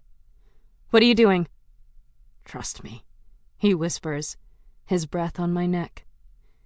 I nod, and he finishes removing my mask. He installs the cylinder onto my e-glass. He clicks the top. A thin mask stretches over the top of my face. I grin, turning back to my friends. How's this possible? Trix relaxes in her chair. It took some modification of the current easy technology, but it wasn't too hard. Thank you all. These are amazing. Carter excuses himself to bring us more refreshments, and Trix and TR leave to try on their pajamas. Zoran stays with me, his eyes distant. I don't like you going to the tournament alone, he says. I should be there. You and the other Dark Templars would be recognized, I say. It's going to be fine. I'll watch the tournament with everyone else, and when it's time to face the Pope, I'll be in full armor. I'll be okay. He turns to me and grips my hand. I hope you're right, Scarlet. I can't lose you. A few days after Christmas, the festival begins. Lottery winners all over the world arrive at the island, partaking in the exclusive events. They purchase replicas of ancient swords at the market. They view exotic animals at the zoo. A mime follows unsuspecting visitors, changing into different colors. A zenith juggles fireballs. A lady selling black market puppies engineered with wings argues with an officer. There is no end to the entertainment. Wit drags me to some of the events, but I mostly avoid the commotion. Soon the Pope will arrive, and I will have to face him. My stomach turns at the thought. And it's what I think of most. At the week's end, the tournament begins. Thousands of people file into the arena, which, while always impressive, is now doubly so with colorful flags positioned throughout and banners draped over rock and stone. How will the people at the top see anything? I ask Wit as we search for seats. They'll watch it on the screen. What screen? His eyes light up. You'll see. We pass all kinds of people, some dressed in armor, some dressed in Eden Fashionables, and some wearing nothing but underwear, their bodies painted in white and black. The siblings dress in elegant clothing fit for royalty. Corinne wears a stylish pink and white gown, while Kai and Wit wear gold and black vests. Kai's sword hangs on his hip. It's for the cameras, they tell me. Since I'll likely be on those cameras as well, I'm wearing my fanciest jeans. As one who is dating the Prince of Ravens, I have responsibilities. My friends and I find the special area reserved for royalty and guests. We're near the bottom and will see all the action up close. To our right, a part of the arena juts forward, offering the best seats of all. Will the Pope be there? I ask. Wit nods, along with his personal guard and guests. My grandfather, who is in a special booth for the grandmasters and order leaders, waves me toward him. I excuse myself and weave through the crowds. Are you enjoying the festivities? He asks. It's amazing, I say, my stomach full of fluttering butterflies. I haven't had a chance to speak with you in some time, but I wanted to let you know I looked into the situation with the creature that attacked you and your friends. He has my full attention. What did you find out? He shakes his head, his long white hair parted and wrapped in leather strips. Not much, I'm afraid. There's a top-secret government research facility on the island, and they confirmed that just before the trial, one of their specimens escaped. They haven't confirmed how, but it matches what you described. It could be an unfortunate coincidence. I narrow my eyes at him. I don't think you believe that. And besides, you weren't there. You didn't see how laser-focused it was on Kai. It was sent to hunt him. It was no coincidence. He nods with a small frown. I was afraid you would say that. I will keep looking into it. Now go. Enjoy the show. Thank you, Grandfather. I head back to my seat as a battle begins below us. This isn't the final fight, but entertainment while people are seated. A projection appears on the other side of the arena, showing the blue and red knights fighting. It's using the people and seats as its canvas. It's the largest display I've ever seen. Amazing, huh? Asks Wit. I nod.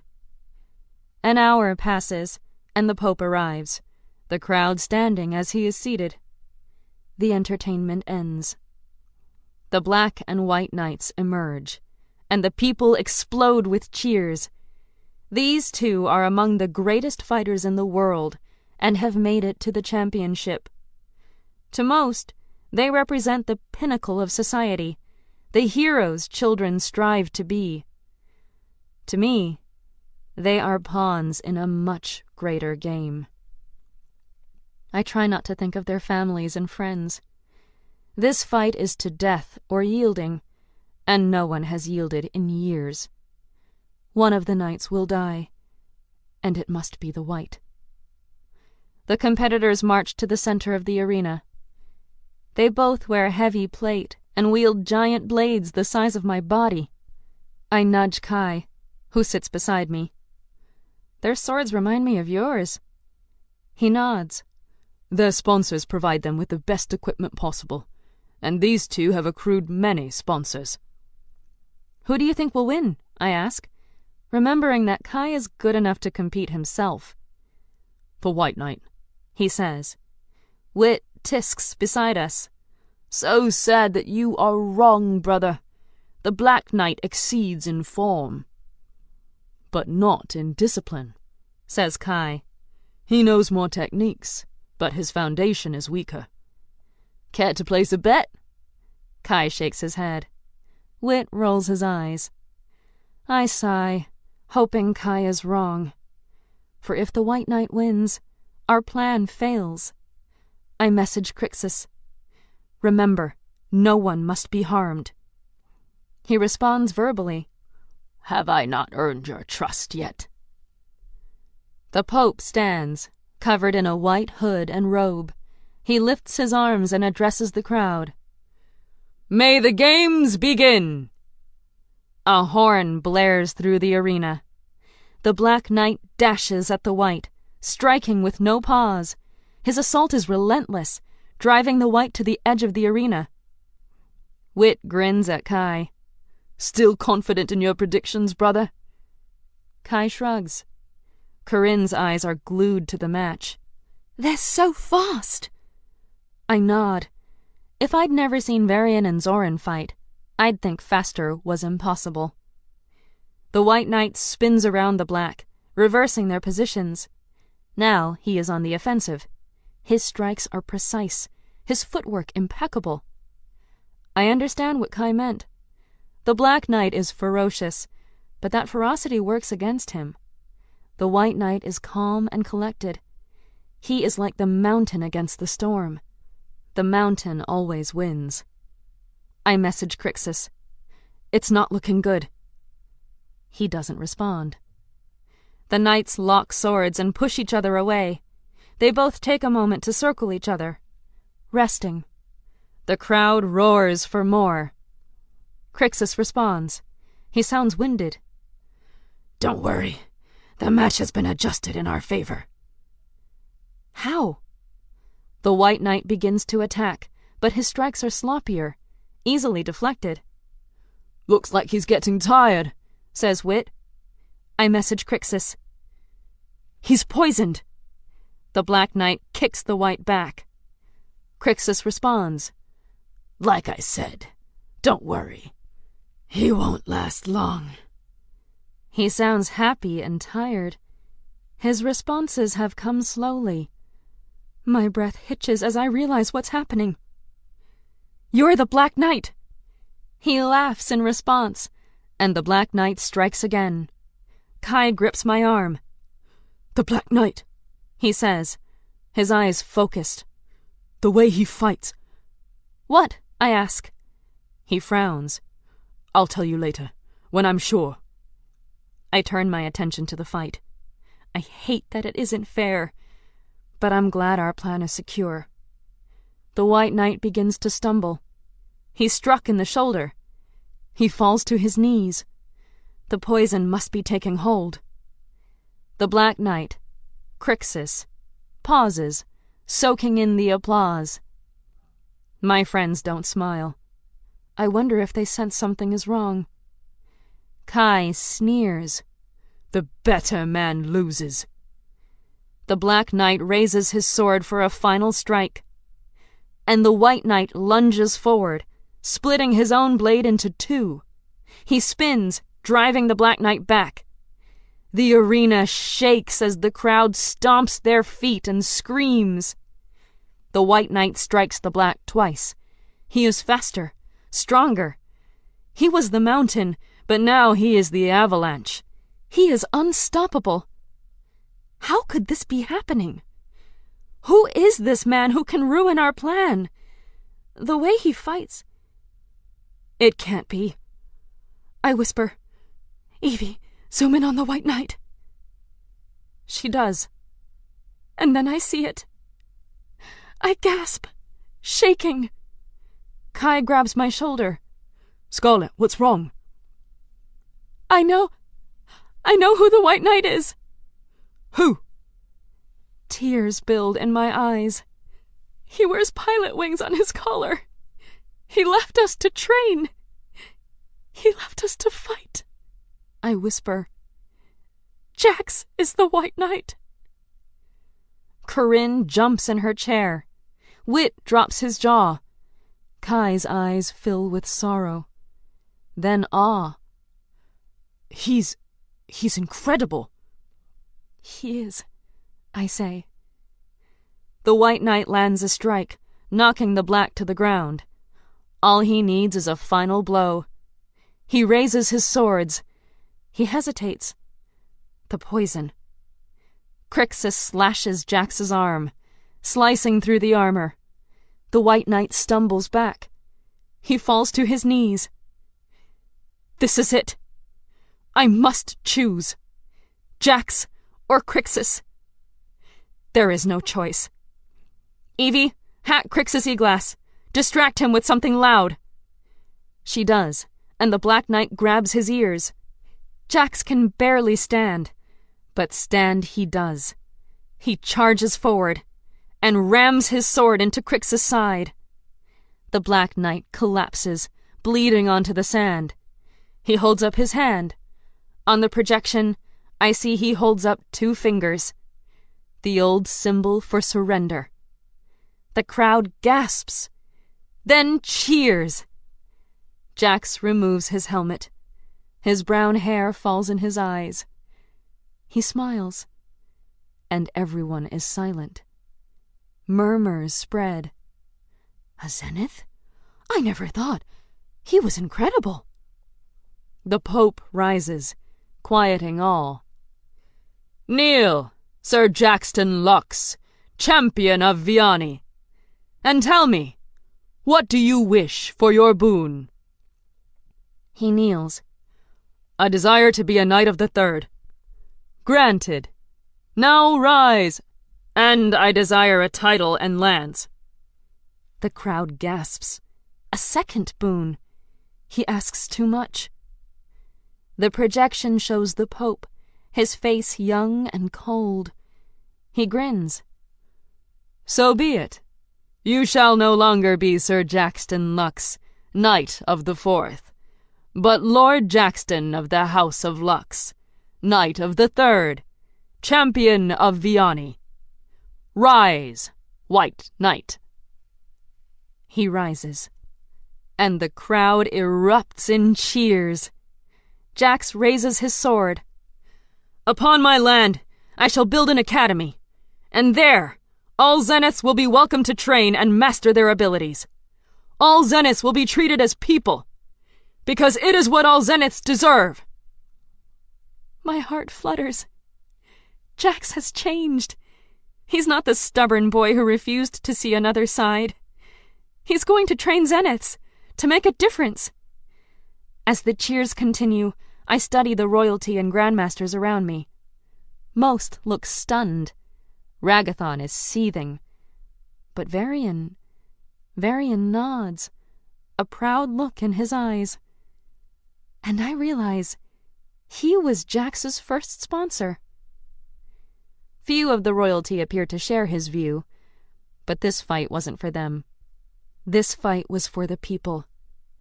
Thousands of them fill the seats, and they begin to chant, "All Zeniths!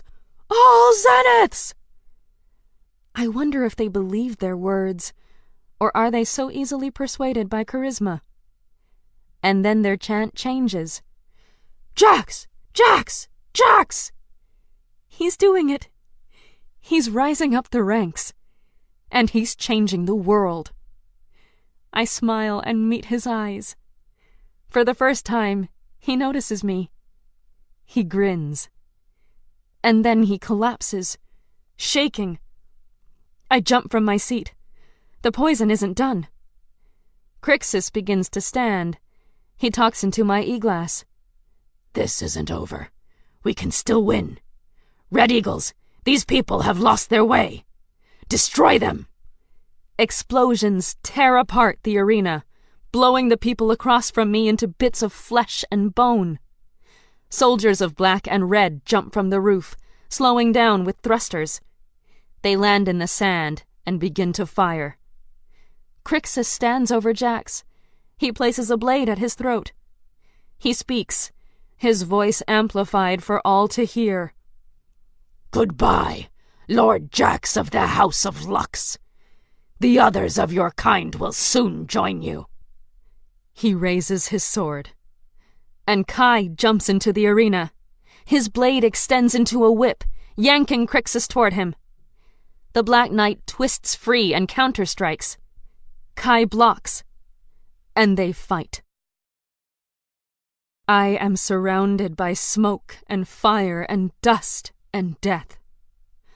I am surrounded by the consequences of my actions. I sided with Crixus. I encouraged him to be the leader his parents dreamed of. And that leader does not lose. The Pope disappears into the arena. The Red Eagles jump after him. I jump after Kai. The people I care for will not suffer because of me. Kai and Crixus trade strikes. Crixus is injured, but Kai has no proper armor. They are matched. "Evie, hack Crixus' e-glass again." "I can't," she says. "He's disabled it." Then I have to fight. Dust and smoke spiral around me, clouding my vision.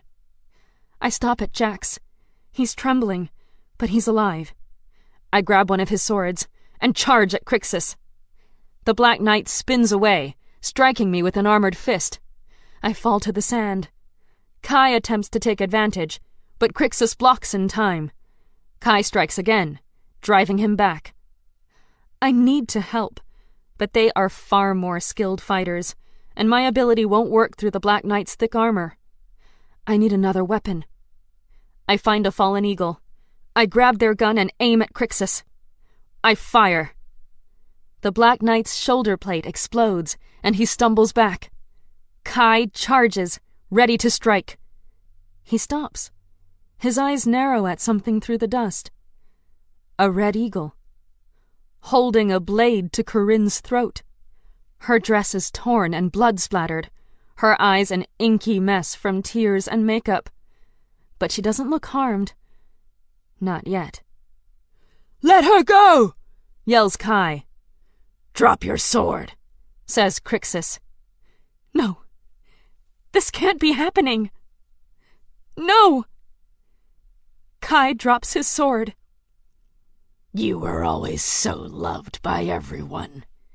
Prince of Ravens," says Crixus. He raises his hand, and the red eagle slices Corinne's throat. A thin red line forms on her pale flesh, spreading as she crumbles to the ground, her head flopping back at an unnatural angle. Pain claws its way out of my throat as a primal scream. "Now," says Crixus, "it's my turn." He lifts his sword and runs it through Kai's heart. Brother and sister lay in the sand. Their hands reach for each other as blood pools around them, as the life leaves their eyes, as death claims them. I fall to my knees, weeping. Emotions overwhelm me. Rage for Crixus, sorrow for Kai and Corinne, disgust at myself and what I have wrought. Crixus gestures to his soldier, and they disappear into the smoke and dust. Nothing can be seen around us through the billows of brown clouds. There is still something I can do. An impossible choice stands before me. One I must make in between heartbeats. Save Kai, or save Corinne. I can't save them both. Whichever choice I make will weigh on my heart forever. I look over to Kai, who has fallen, is dying, and I hear his voice in my head, in my heart. "I came here to protect them. To protect Corinne, especially. She's the best of us all. I would give my life for her." And I know the choice I have to make. The choice that will break me. I turn away from Kai and run to Corinne. I save the person he would want me to save. And I let Kai die. Chapter 23. Aftermath. I am not injured. My body isn't, at any rate. My heart, well, I will have to think about my heart later. I can't process what I've done. I can't hold that level of loss in my mind right now. I would break, and too many people are hurt. I can't break right now. I tried to block out what just happened.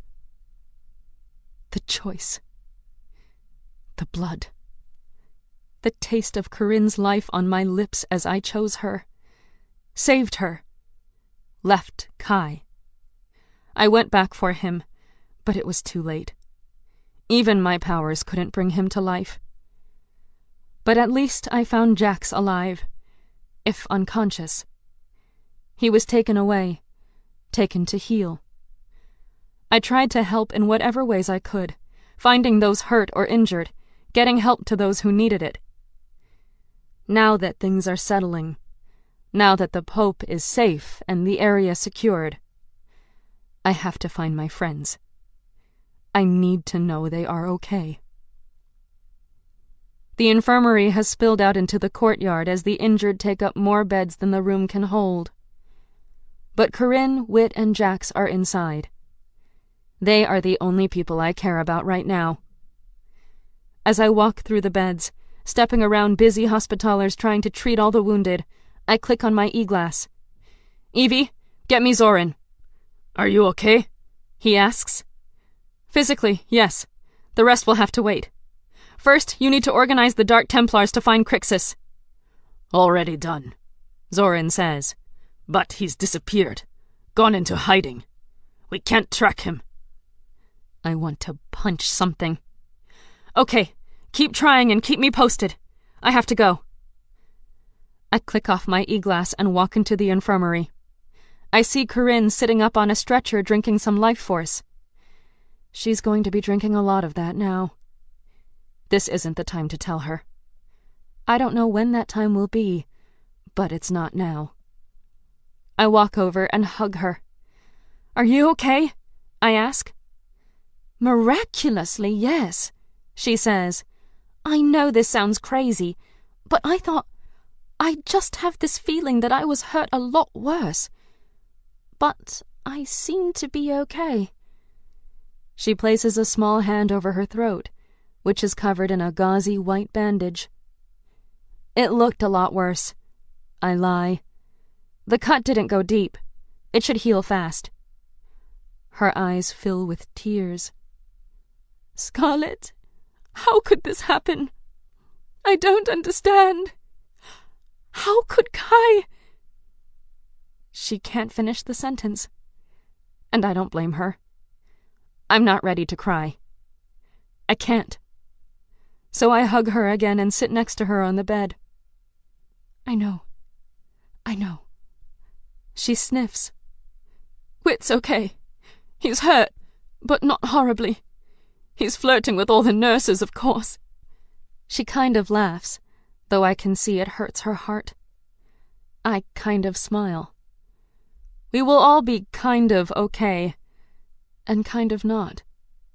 Because how are you ever okay after something like this? I think he can't accept what happened to Kai yet. He's not ready. I nod. I'm not ready either. Have you heard anything about Jax? I ask. She shakes her head. They aren't telling us much. And they aren't letting me or Whit go, even though these beds would be better used for someone truly injured. She glares at the staff bustling around. Just because of our royal blood. We don't deserve special treatment. I kiss her forehead. Just rest. Everyone who needs a bed has one.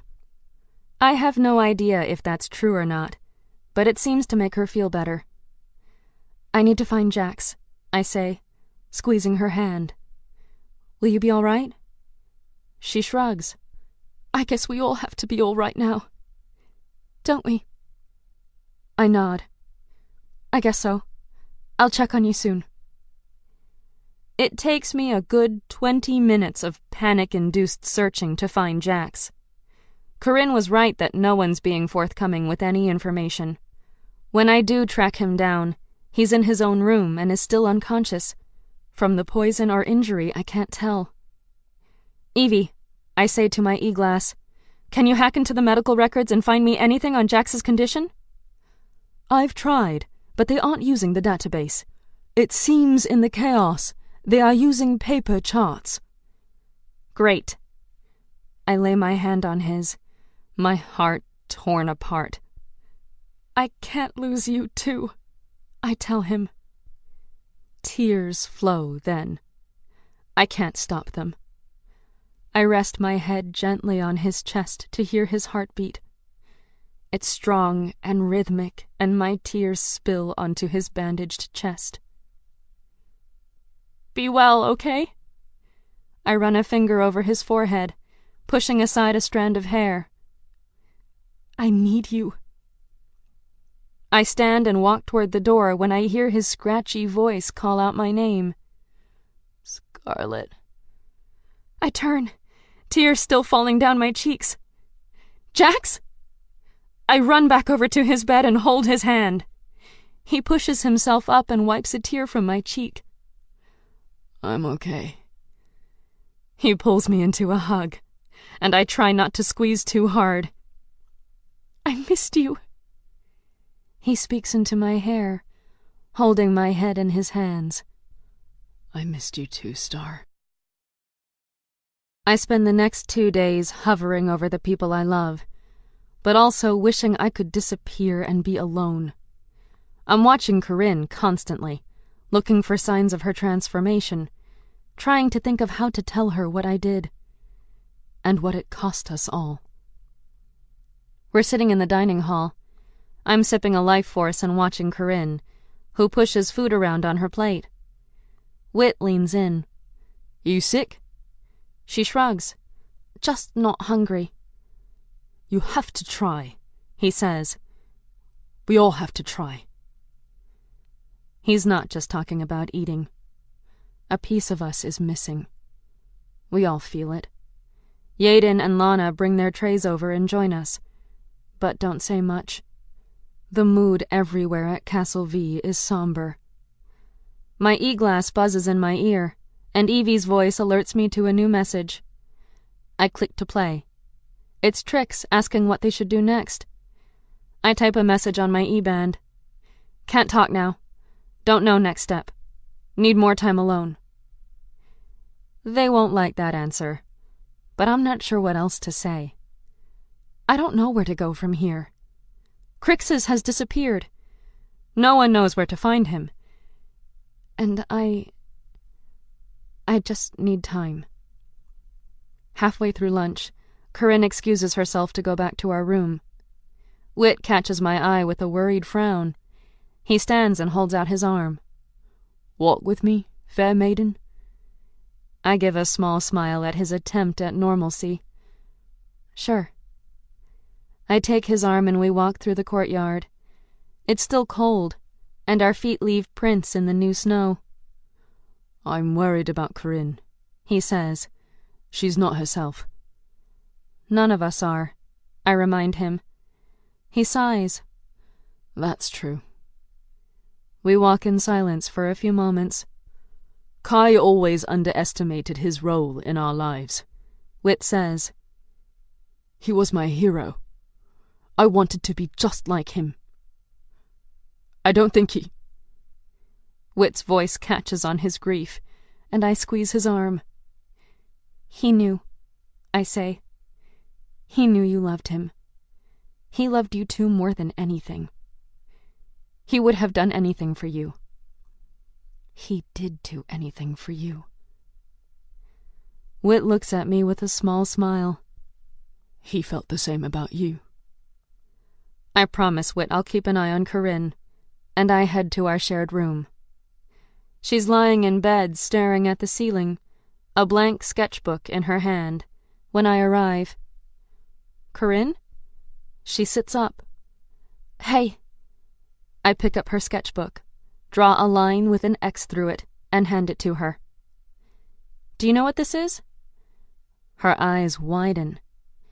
The Nephilim symbol. I nod. There's something I have to tell you.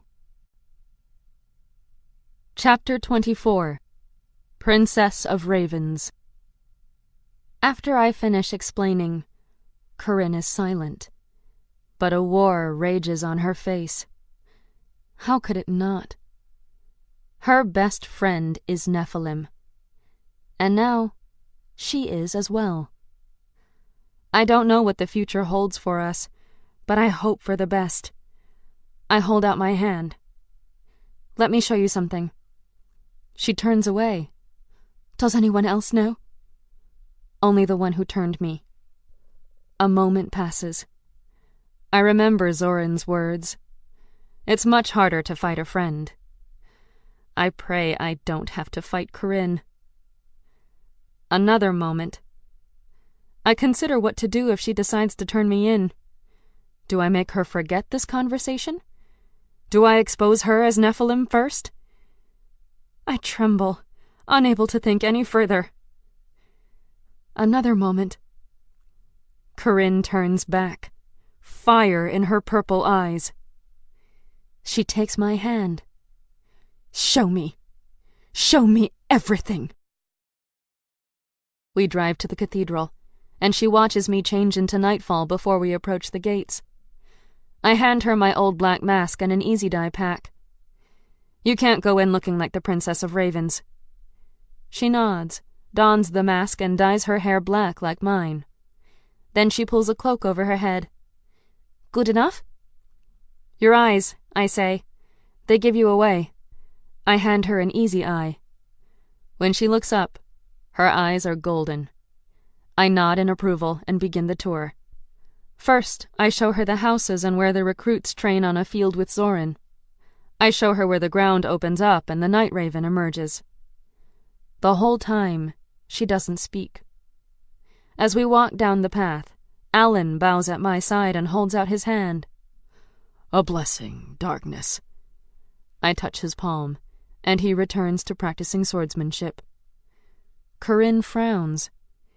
It's to inspire them, I say. She doesn't respond.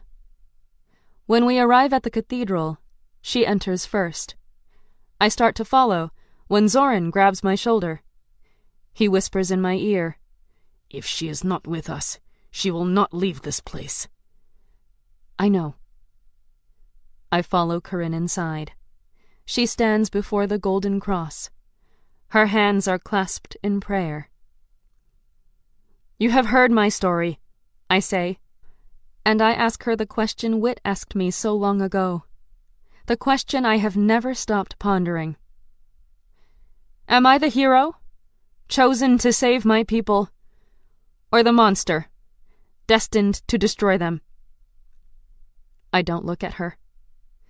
For if I look at her, and she rejects me, I will collapse. A part of me will break. Tears build in my eyes. I do not look. Corinne touches my hand. You're my friend, Scarlet. You're my friend. And she holds me. And we both let the tears flow. Are you ready to meet the other Dark Templar leaders?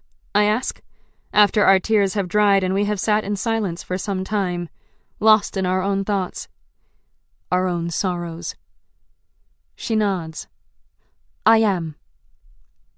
I lead her to our war room, where Trix, TR, and Zoran sit around the war table, while Carter serves snacks and life force to everyone. I want you all to meet someone.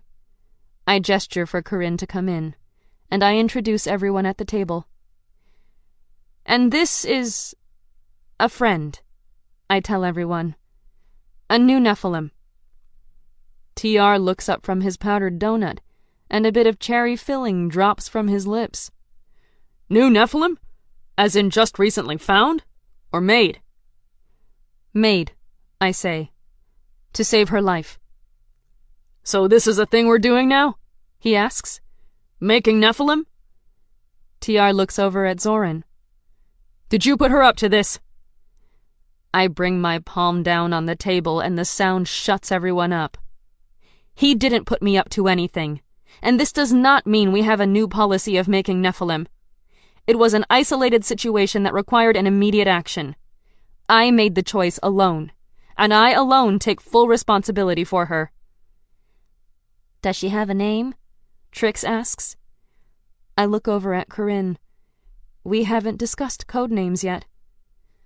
Raven, she says, surprising me. You can call me Raven. Nice to meet you, Raven, Trix says, smiling. TR isn't smiling, though. So another person with a secret identity you can't even share with the group? Zoran stands and stares down at TR. Nightfall has to keep her identity a secret from everyone, if she is to accomplish the mission we all share. She is not a known rebel like you and Trix. She is not someone who has long since been forgotten by history like Carter and me. She and Raven have identities outside these walls that help us all with our mission, and thus need to be protected from everyone, even you. TR sneers at Zoran. But you know, don't you? What makes you so special? He saved my life, I say. He turned me. That is what makes him so special. And I'm done arguing about this, TR. You can stay and accept that some of us have to maintain a secret identity from even our most trusted allies. Or you can leave. It's your choice. I want him to stay. I hope he hears it in my voice. but I will not continue to defend my need to wear a mask. He sinks back into his chair, exhaling all his rage. You know I'm in, Nightfall. I don't like the masks, but I'll shut up about it if I have to. Thank you, TR.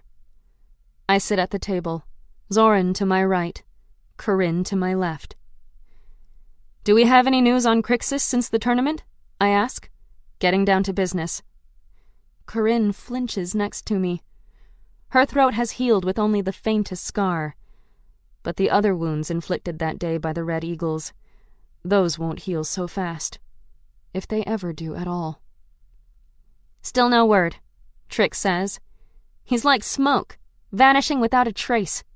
Have you tracked his money? Corinne asks. Rumor has it he's funded by a few underground criminal organizations. Dig enough and you might find something that could help flush him out. TR nods, a growing look of respect on his face. That's not a bad idea. I'll get my people on it. Corinne nods. He has to be held accountable for his crimes, and the Dark Templars should publicly disavow any knowledge of what the Red Eagles did that day. You have to set yourself up as something more than just a rebel group. I smile at her. I've seen Corinne the healer, Corinne the friend, sister, daughter, niece. I've seen her as the student. But I've never seen her as the heir to the throne. As the queen I'm seeing now. Trix looks at Corinne more closely. So are you in now? Part of the Dark Templars? Corinne looks at everyone in the room, then looks at me. I'm here for Nightfall, and I'm here to help catch Crixus. What my role is after that will be determined later. We discuss a few more options for tracking down Crixus. Then Carter offers to give Corinne a longer tour and introduce her to others. She looks to me, and I nod. I'll catch up with you later, I say. Okay. She hugs me, then whispers in my ear. I meant what I said. I'm here for you.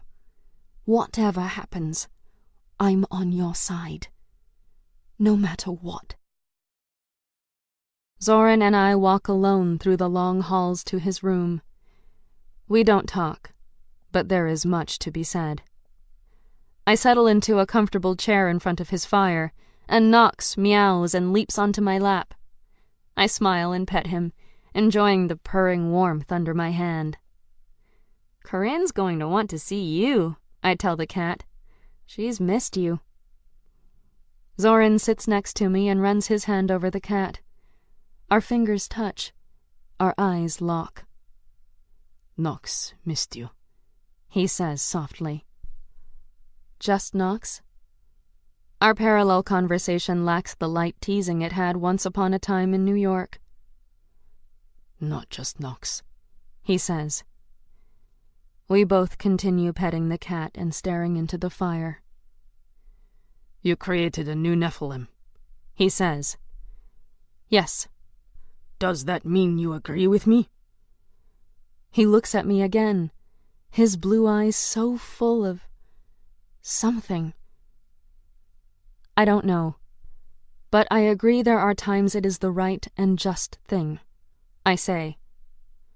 Scarlet, what happened at the arena? He's not asking about the politics. Or Crixus. He knows all that. He's asking a far more personal question. One I find hard to answer. She would have died. They killed her and Kai. I had to choose.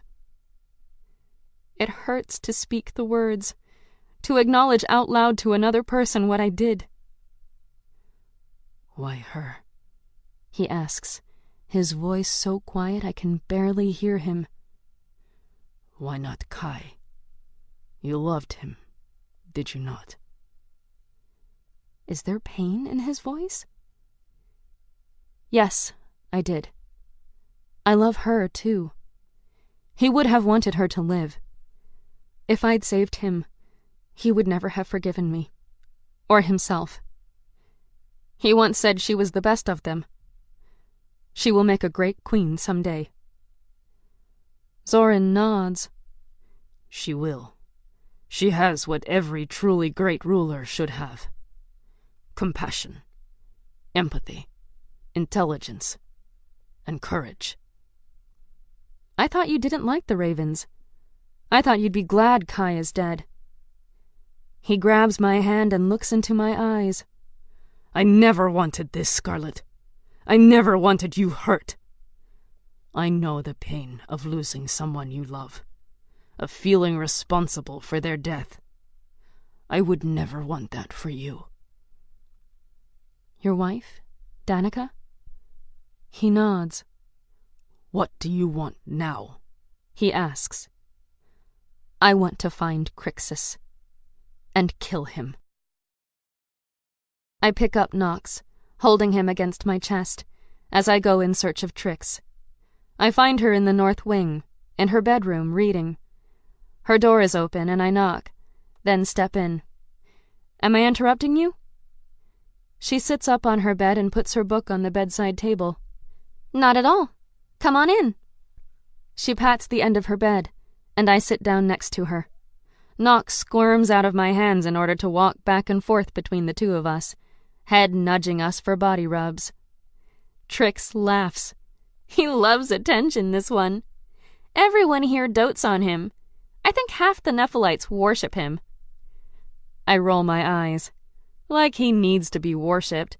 He already has a god complex just by being a cat. No kidding. They haven't forgotten their former Egyptian glory. I look around her room. It's the first time I've really been in here. It's spacious, with bookshelves, a bed, a dresser, a desk, a reading chair, and a fireplace. There are a few personal touches to brighten up the dark wood furniture, a painting of an Italian landscape, some stacks of books, her tablet. But it's the picture on the dresser that catches my attention. 3 happy people with arms around each other lean against a tractor. Trix is in the middle, and TR is to her right. The other man is looking at Trix with a smile. Is that him? I ask, pointing to the picture. She picks up the framed photograph. That's my Max. She runs her fingers over the image. Before everything. Before the wars. Before he died. Before life changed for everyone. He looks a lot like TR, I say. She nods, still staring at the picture. Do you love TR? I ask. She looks up, holding the picture to her chest. Of course. I always have. Are you in love with him? Her breath hitches. It's complicated. Because of Max? She nods. I understand. I recently lost someone I loved. And I didn't let myself love him for a long time because of someone else. Someone I could never be with, but who still ruled my heart. I guess I just wish that I'd lived more in the present, with the person who loved me and was there, instead of living in the past with the ghost of someone I once loved but could never have. A tear falls down her cheek and she looks back at the picture. I put a hand on her knee. Word of advice from someone who probably shouldn't give advice on love? I ask. Trix chuckles, nodding. Don't let memories from the past destroy what you have right in front of you. Chapter 25. Prince of Ravens. It's raining the day of Kai's funeral, and I send up a prayer of thanks. Had the sun shone on a day so void of happiness, I would have cursed the sky for its cruelty. But even Mother Nature knows today is a day for grief. I was initially surprised his funeral pyre wasn't set in his own country, with his people. But it makes sense. All his family is here, as are the most powerful order leaders in the world. There will be a public memorial for him in Sapientia. Today is more private. Or as private as something for the Prince of Ravens can be. I still can't believe he's gone. I dreamed about him last night. His smile, his kiss, the way he always held my hand just to show me he cared, that he was close. For that brilliant moment between breaths, when I was awake but not, I could forget he was dead. But then reality crashed down on me the moment consciousness firmly took hold. It's hard to let go of the man who knew me inside and out, knew all my secrets, and still loved me. It's impossible to say goodbye. Everyone is dressed in black and gold, the Raven House colors, as we walk in solemn silence to the arena. His pyre will burn all night until his mortal shell has been reduced to ash. I walk behind the royal family, alone in my grief. Jax is there, but he is with the knights. Corinne and Whit with their father and uncle. We are in the center of the arena, close to the pyre that's already set up with his body. Others fill the stadium seating, like this is a show. But those of us here, on the ground level, we know. We feel the grief, the loss. The world is poorer without Kai's soul in it. I am poorer without him in my life. Rain pelts down in its rage as musicians play a mournful dirge. Varian speaks about his son in tones of monotone sadness. I don't hear his words. I'm just staring at Kai. At his body. His profile, hard to see through the wooden cloth. But there. His strong jaw, the lock of hair that always falls into his eyes, even in death. He could be sleeping. I want to reach for him, to beg him to come back. I've gone over that night in my mind countless times. Could I have saved them both?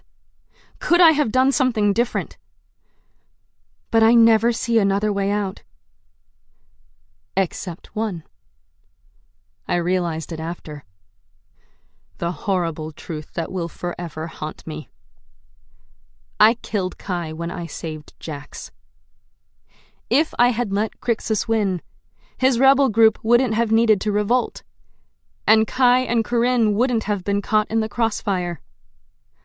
A life for lives. Choices that bleed crimson consequences. It's silent now as Varian sets fire to the pyre. The heat whooshes around me like a living thing, burning not my skin, but my soul. The smell is spicy and smoky, incense covering the smell of burnt flesh. The rain beats down harder, but the fire is fueled with a fast-burning chemical. No matter how hard the rain, or my heart, rails against this, Kai's body will be dust by morning. And I will not leave until the flames have died out. I will hold vigil through it all. The crowd in the stadium leaves after the initial ceremony, once the fire has burned its first blast. But others stay longer. Kai's family, Jax, Kira, Thane, my grandfather and the Order Council members. Me. I don't know how long I've been standing here, my legs cramping and my body shivering with cold, when Ragathon walks over, his face a mask of grief and pain. The moment he steps close enough, I hold my hand, palm facing him as water streams down my face. Please, not today. I know you hate me. I get it. But not today. Not right now. Not here. I'm pleading, begging, my voice cracked with pain and tears. I have no fight in me right now. Only sadness. Only loss. He shakes his head. I didn't come here to fight you, Miss Knight. For this night, let us call a truce. We both lost someone we loved deeply.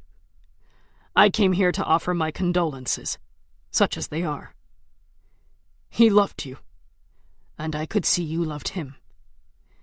You brought him more joy in these last few months than I think he's ever had in his life.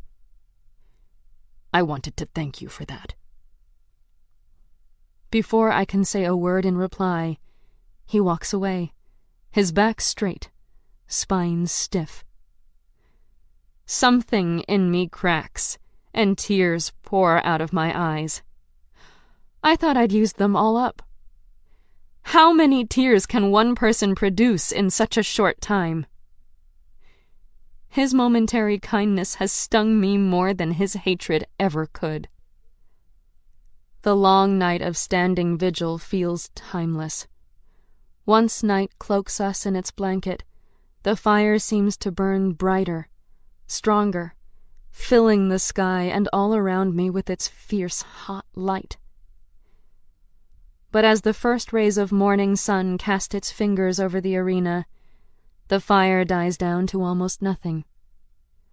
Only Varian, Ragathon, Corinne, Wit, Jax, and I remain. My eyes blur with yet more tears as the final embers fade in the pile of ash. And then a sob escapes, clenching my chest and gripping my body with the finality of this moment. He's gone, and he's never coming back. My prince is gone forever.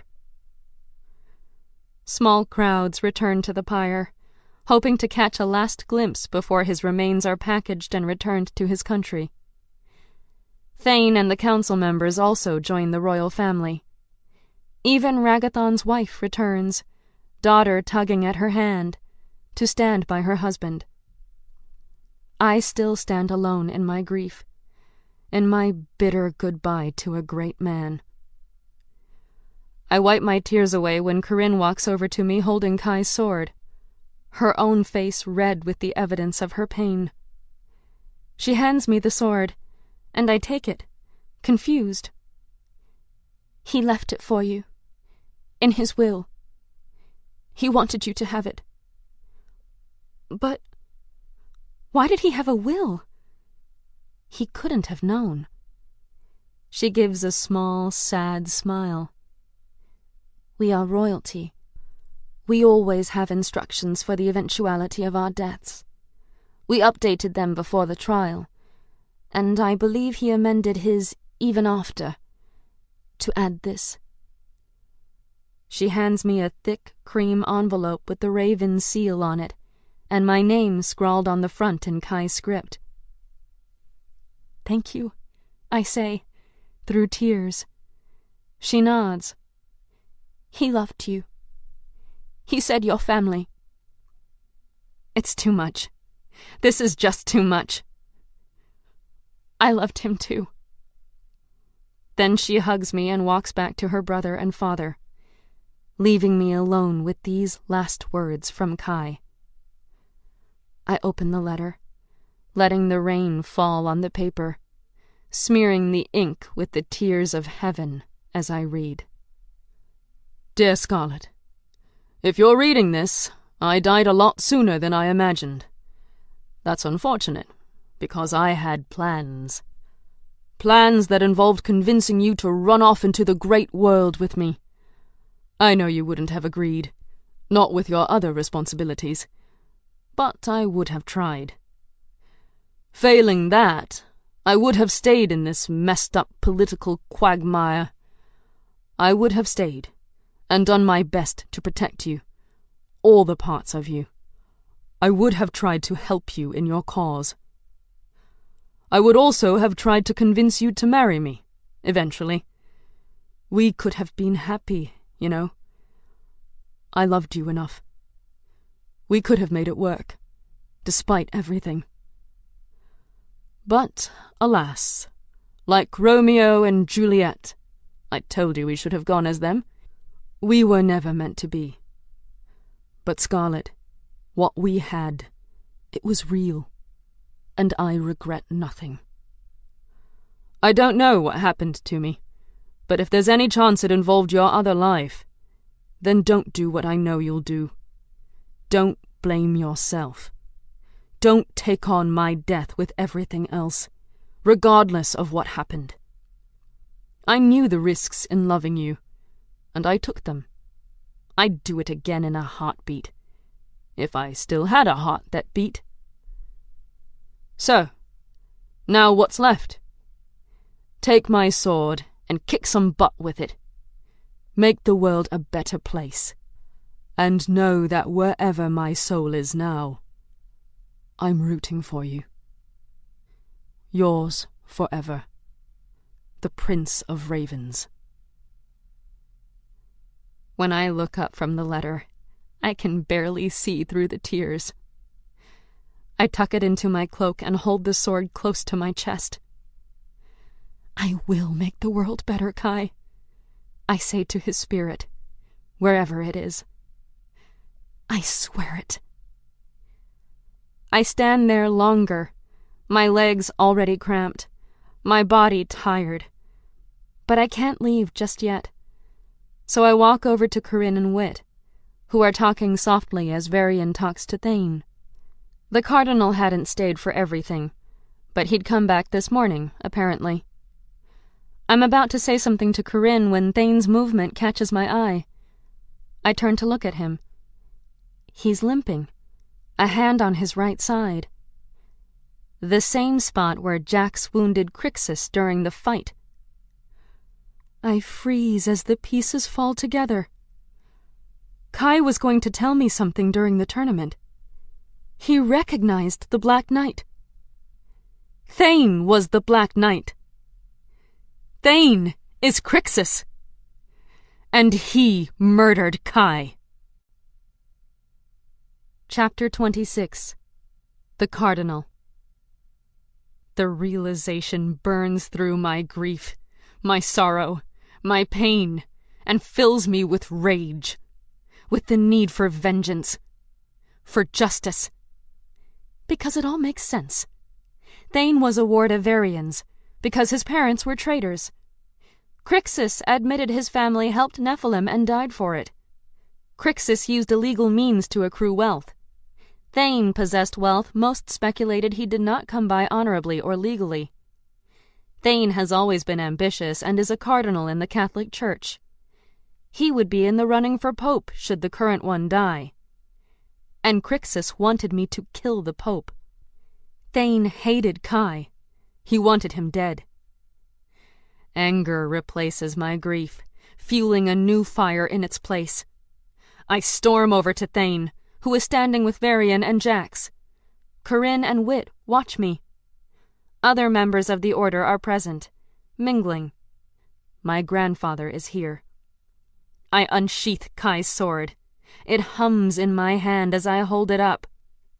Cardinal Thane, Knight of the 5th in the Order of Inquisition, I hereby publicly and with those present as witness accuse you of murder. There's a gasp as everyone stops talking to stare at me. Disbelief etched in every face. You were the Black Knight who killed Prince Kai. You are Crixus, the rebel leader of the Red Eagles who caused the slaughter of so many at the tournament festival. And you will pay for your crimes. Thane laughs. I think your grief is getting the best of you, girl. You don't know what you're talking about. Maybe you should go back to your room and cry over your boyfriend alone. I take a deep breath to stop myself from thrusting the sword through his heart right here and now. I saw you stab Kai in the heart. Varian walks over to us. What is your evidence? He asks. He fights like the Black Knight. Kai saw it, and I have videos to prove it. He's also injured in the same place Jax injured the Black Knight during the tournament. Varian looks at Thane. Lift your shirt. Thane smirks. Surely you aren't taking her seriously. Varian places a hand on the hilt of one of his swords.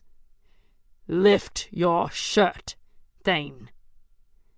Thane sighs and lifts his shirt, revealing a bandage seeping blood on his side. How did you come by this injury? Varian asks. Thane drops his shirt and shrugs. During training, accidents happen. Varian turns back to me. We already had the Pope confirm the identity of the Black Knight. It wasn't Thane. That would be easy enough to lie about, I say. Thane wore the armor after another person officially registered. Varian is silent a long moment. My palms sweat, and I rub them against my cloak and try to slow my hammering heart. Take him into custody, Varian says. 2 Teutonic knights come over and handcuff him. Thane is still grinning. This is all just a big misunderstanding. Varian faces Thane, a hard look in his eyes. My family protected you, raised you, gave you every advantage we could. If Scarlet is right about this, you will pay for what you've done to my son. Corinne runs up to me as they take Thane away. She pulls me to the side of the arena, her eyes huge. What the? She stands, mouth agape. I can't even believe this. I figured it out when I saw Thane limping just now. Kai knew. He was about to tell me when everything happened. Are you sure? Corinne asks. Really sure? Yes, I say. Corinne nods. Then the orders will find him guilty. He will be sentenced to death. We will testify what we know. What if they don't? I ask. They will, she says, her face determined. The system isn't perfect, but it does work. Trust them to do the right thing. My father will never let Thane free for killing Kai. You can trust that, if nothing else. The trial is set for later today, and we all attend. The council members are seated in their respective places, and though my grandfather is technically in charge, Varian has clearly been given a lot of authority in this, for obvious reasons. Since I'm the primary witness, I testify first.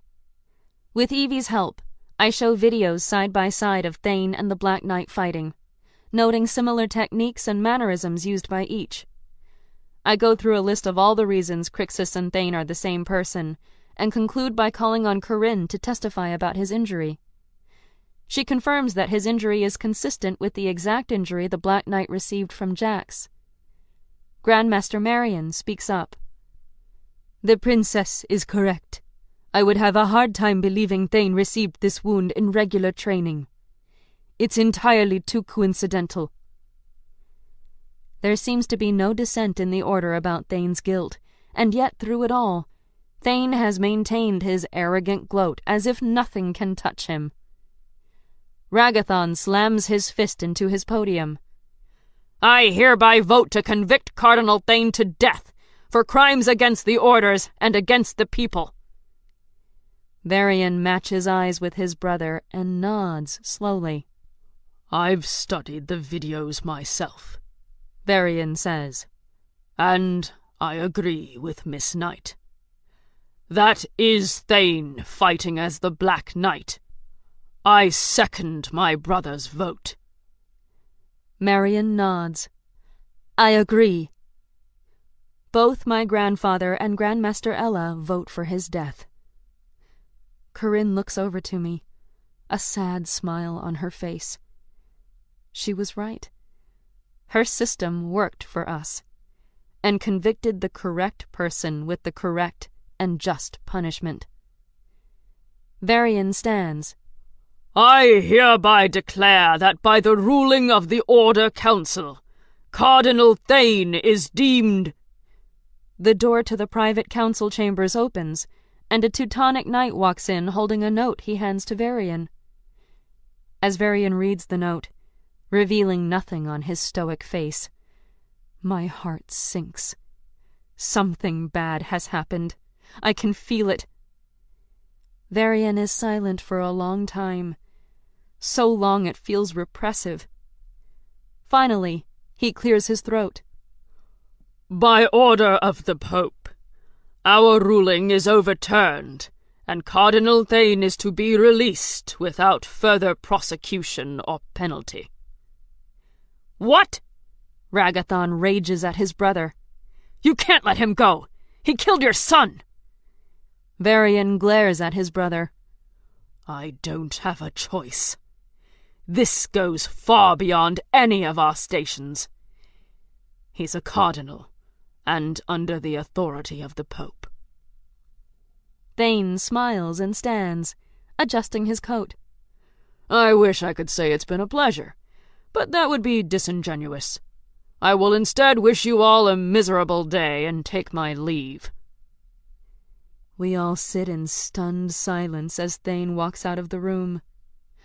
I click on Evie and tell her to alert Zoran. I'm going to need his help. Corinne was wrong after all. This justice system is too corrupt to be effective. Sometimes justice has to come from the shadows. I leave quickly, ignoring a call from my grandfather, Corinne, and Whit. I have to catch up to Thane before he gets away, before I lose him forever. The rain is once again pouring down when I step outside the castle walls. It's a dark day, with heavy clouds obscuring the sun. I pull my cloak around my head and run into it, searching for Thane. I see him turn a corner and I follow, catching up to him several minutes later as he walks into the forest outside the castle. He turns when I get closer, his lips pulled up in a derisive sneer. What are you doing out here, girl? How did you get away with this? I ask, stepping closer to him. Get away with what? He says with a laugh. Didn't you hear? I'm innocent. You're not innocent, and we both know it. I put a hand on his arm and enter his mind. Memories flood me. I have to be sure. Before I do what I'm about to do, I have to be sure. Flashes of his life pass before me. I see him as a boy, playing with blocks in a mansion.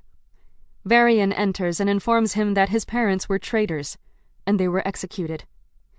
Thane will live amongst the House of Ravens. He finds friends there, 2 brothers and a sister. But they grow older. Thane tests Zenith. His abilities are pathetic. He can summon a centimeter of flame above his fingers. Nothing more. He's a dud. Thane is told he is nothing compared to those he has grown to love. They are royalty, and he a son to traitors. Thane works harder. He achieves nothing. He begins to manipulate those around him for advantage. He creates the persona of Crixus and the Red Eagles. He accrues wealth and eliminates his competition under the guise of a rebel. As Thane, he becomes a knight of the 5th and a cardinal. As Crixus, he inspires people to follow him. He is no longer that weak boy. He knows better than everyone. They are children, and he must guide them. He will eliminate the Pope and secure his election. He enters the tournament as the Black Knight. He defeats all opponents. His plans go well, but he is still full of hate.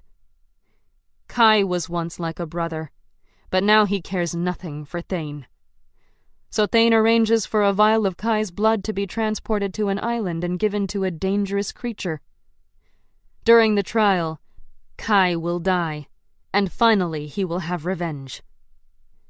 Kai lives, but not for long. The memories fade, and I look into Thane's eyes. He doesn't know I've just seen into his soul. He shrugs my hand off of him. He wipes the rain from his face. Those in power need Crixus. He can do what they can't. I was never going to be prosecuted. I'm safe. Untouchable. You're not safe from me, I say, and I spread my wings as my eyes glow silver. You? I nod. Me. You can't take me alone, even with your wings. He holds up his hands as fire forms around them. Who said I'm alone? Zoran drops down behind Thane and strikes him in the head. The cardinal drops to the ground, and I stare down at him. You will be prosecuted for your crimes, I tell him. and you will be found guilty. Chapter 27. Justice. Is everything set? I ask Evie. It is, she says in my ear. Your feed will stream live across the world, interrupting all major broadcasts. I have made sure it is auto-translated into local languages. Good. I check myself in the mirror to make sure I haven't missed any pieces of scarlet. But I'm all Nightfall. My silver wings glow around me, and my eyes glow in the same silver hue. Beneath my chest armor I wear the necklace Kai gave me for Christmas, and my father's token of strife. I can't avenge my parents yet, but at least I can bring justice to Kai's killer. Corinne, Raven, walks up to me in her mask and golden eyes. Are you ready? She asks. I nod. How do you feel about all of this? She looks over to the room where Thane is being held. You were right. The system failed. We need a new system, and I think Nightfall is the way to get it. She looks at me, her golden eyes unyielding. You have to be strong, unwavering. You have to show the people you are the leader they need. I hug her. Thank you. I step up to the podium on Diamond Mountain. The rebel groups have gathered below. A camera faces me. It represents the face of every man, woman, and child who is watching this live feed. I have to speak in such a way as to touch the hearts and minds of everyone listening to me tonight. If I don't, I will have failed all those whose lives were lost at the tournament. Thane is brought out gagged and handcuffed and placed on his knees next to me. Earlier today, the Council of Four Orders sentenced Cardinal Thane to death for the murder of Prince Kai of the House of Ravens, and for inciting rebellion and terrorist acts at the arena, and against the people of this nation, as leader of the Red Eagles. But that judgment was overruled by the Pope. I let my words sink in a moment. We live in a corrupt society, and it is my mission, and the mission of those who work with me, to fight that corruption, to bring peace and equality to everyone, to create an egalitarian society where everyone's voice is heard, and everyone's needs are met, and everyone's rights are respected. The Pope and the current world government would crumble under this system. They would lose their power, and so they fight it. It is in their best interest to keep us divided, to keep us afraid, to keep us as enemies. But I am not your enemy. I point to Thane. He is your enemy. The Pope is your enemy. I am one woman trying to fight for the justice I know you all deserve. I am not a terrorist. I am not a tyrant. And I will not allow terrorists to kill innocents in the name of my cause or any cause. I hold up Crixus' helmet. This man tried to use me and my people toward his end, for his own political and financial gain. And he killed many in that pursuit. I commit to you now, today, that anyone who puts at risk the innocent, whether Zenith, human, or Nephilim, will answer to me. Terrorism is not the way to peace. Tyranny is not the way to peace. We must find a new way. Together. I pull the gag out of Thane's mouth, but he doesn't have a microphone on him, so no one hears as he hisses at me. What are you going to do? Keep me locked away forever? Keep me prisoner? I don't answer as I draw my mother's dagger. You won't kill me, Nightfall. You don't have the guts. I ignore his words. You will never be loved. And you... I pull the sharp blade across his throat. And he slumps over, the life bleeding out of him. I take a deep breath and address the audience. You can join me, or you can continue on your own. But if you do it at the cost of innocent lives, this will be your fate. I toss Crixus' helmet to the floor and turn away. As I do, a chant rises through the mountain. Nox aeterna! Nox aeterna! It gets louder as I leave the podium. I smile sadly. They can't believe in themselves, but they can believe in me. They can believe in Nightfall. I walk up the center of the mountain as TR catches up to me. I clasp his hand in mine. You did good today, I say. I was worried the chanting wouldn't work, even with you starting it up. He squeezes my hand. That's just it. I never had a chance to start it. They did it on their own. Evie beeps on. Scarlet, the chanting has spread worldwide. TR and I walk to the edge of the mountain, where Trix, Zoran, and Raven wait for us. Show us now, I tell Evie. She projects multiple videos from all over the globe, each one displaying hundreds, thousands of people chanting Nox Aeterna and making the sign for the Nephilim in sand, on windows, anywhere they can. Zoran puts his hand on my shoulder.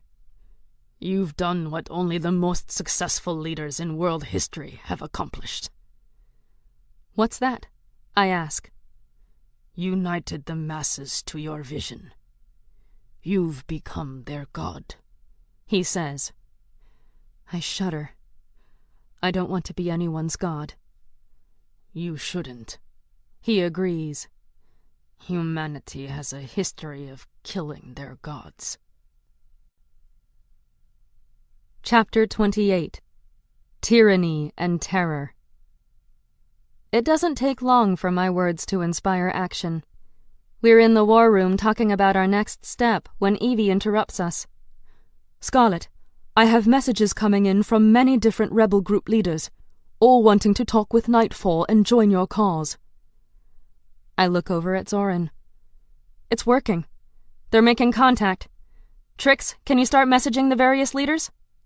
Sure can, she says, smiling. How will we organize them? Zoran asks. Are you planning on folding them into the Dark Templars, or will you allow them to keep their own groups? I think about it for a moment. I think a little of both. We make it clear that if they want in, they have to commit to being part of the Dark Templars. But they can keep their names and missions, as long as those missions are in no way in conflict with ours. And they can act as branches of the Dark Templars. Tell them each group will need to send a leader here as a representative. They will be given a room and office and will be required to work with our team on any and all missions. No more vigilantes working alone. It all has to go through us now. I'm on it, Trix says. She and TR leave, and I notice them hold hands as they exit. It makes me smile. Zoran follows my eyes. Is that your doing? He asks when they are gone. I shrug. I just reminded them of what we're fighting for. And what is that? He asks. Happiness. Happiness? I thought we were fighting for justice, for equality. I nod. But why? In the end, isn't it all so we can be happy? His hand falls on mine. Scarlet. His eyes are intense. He stares into me. And then he removes his hand from mine and stands. I'll see about quarters for the rebel leaders. Likely need more people here. I laugh at him, the spell between us broken. You are such a hermit. He smiles at me. No, I just prefer more intimate gatherings. I smile back at him. You'll get used to it.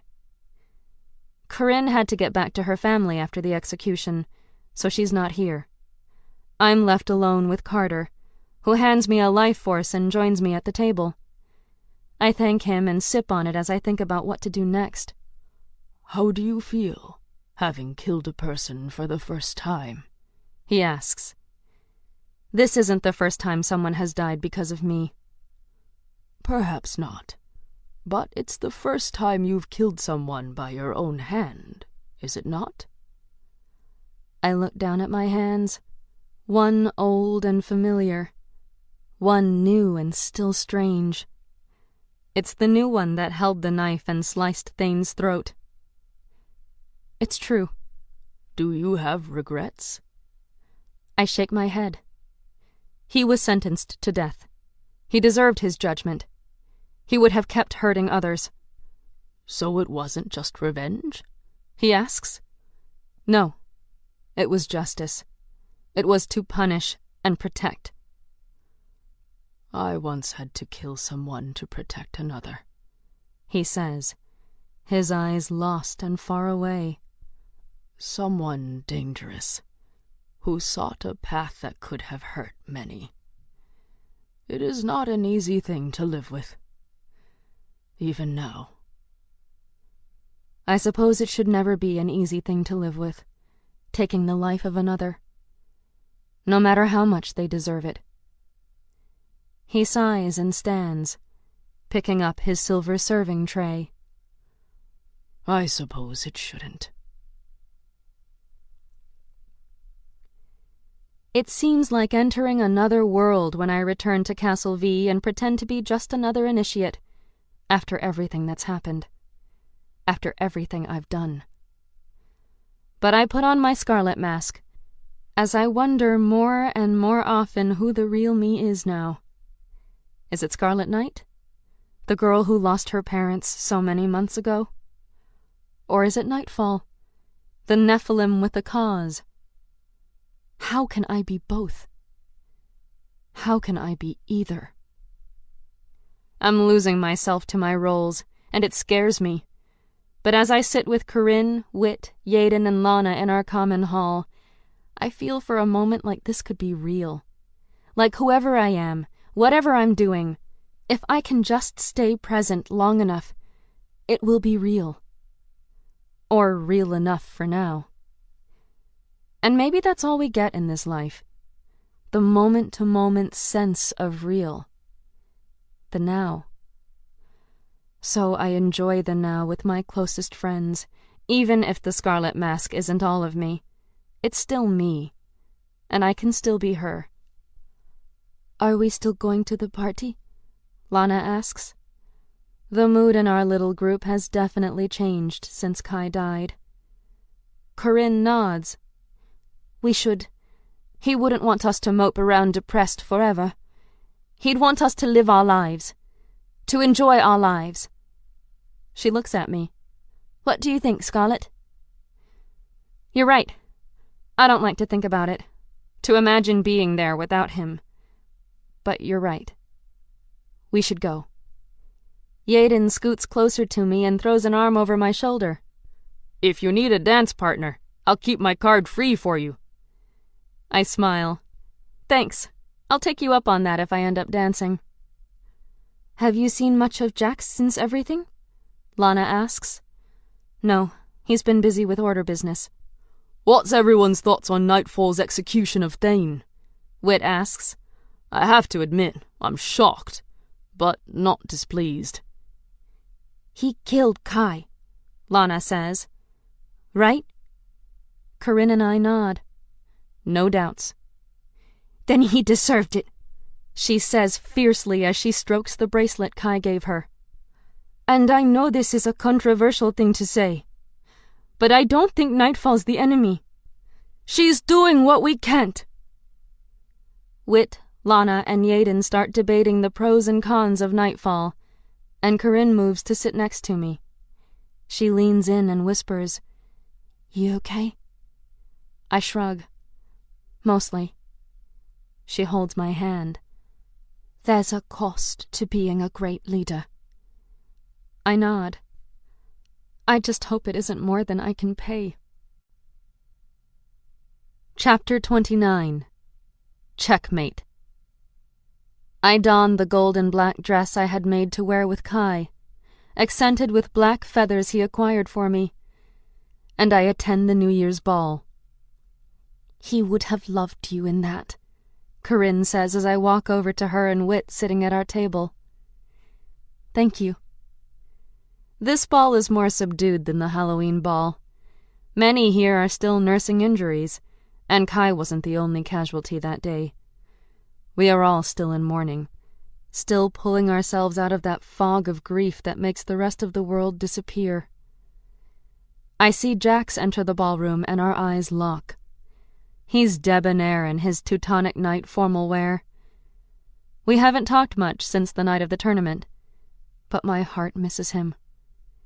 I stand and walk over to him as others come and go, shaking his hand and congratulating him on his promotion. So, a knight of the third, I say as I approach. His eyes are sad. I'm sorry. About everything. I shrug. We are who we are, Jax. I still love you. He finishes. I love you, Star. Always will. My eyes burn, and I blink away the feelings. Me too. I haven't known what to say to you. How to console you. I was jealous of you and Kai. But now... There's nothing left to be jealous of. But neither of us can say that.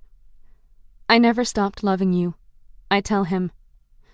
What I felt, for Kai, it didn't change what you mean to me. He reaches for my hand and pulls me closer to him. Will you dance with me? I nod and let him lead me to the dance floor. His arm slips around my waist and our bodies press together. I can feel his breath on my neck and smell the faint mint of his shampoo.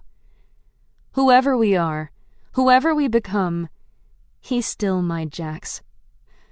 I hold him tighter, and we don't talk. Just move and feel and let the music sink into our bruised and broken hearts. He's still my Jax. He leaves me with a small smile and a bow. I can't stay, but I'll see you soon, Star. See you soon.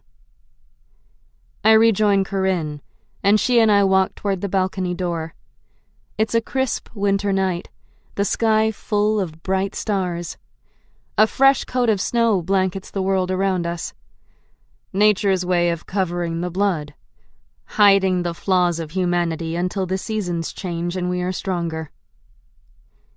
You still love Jax, Corinne says, as a statement, not a question.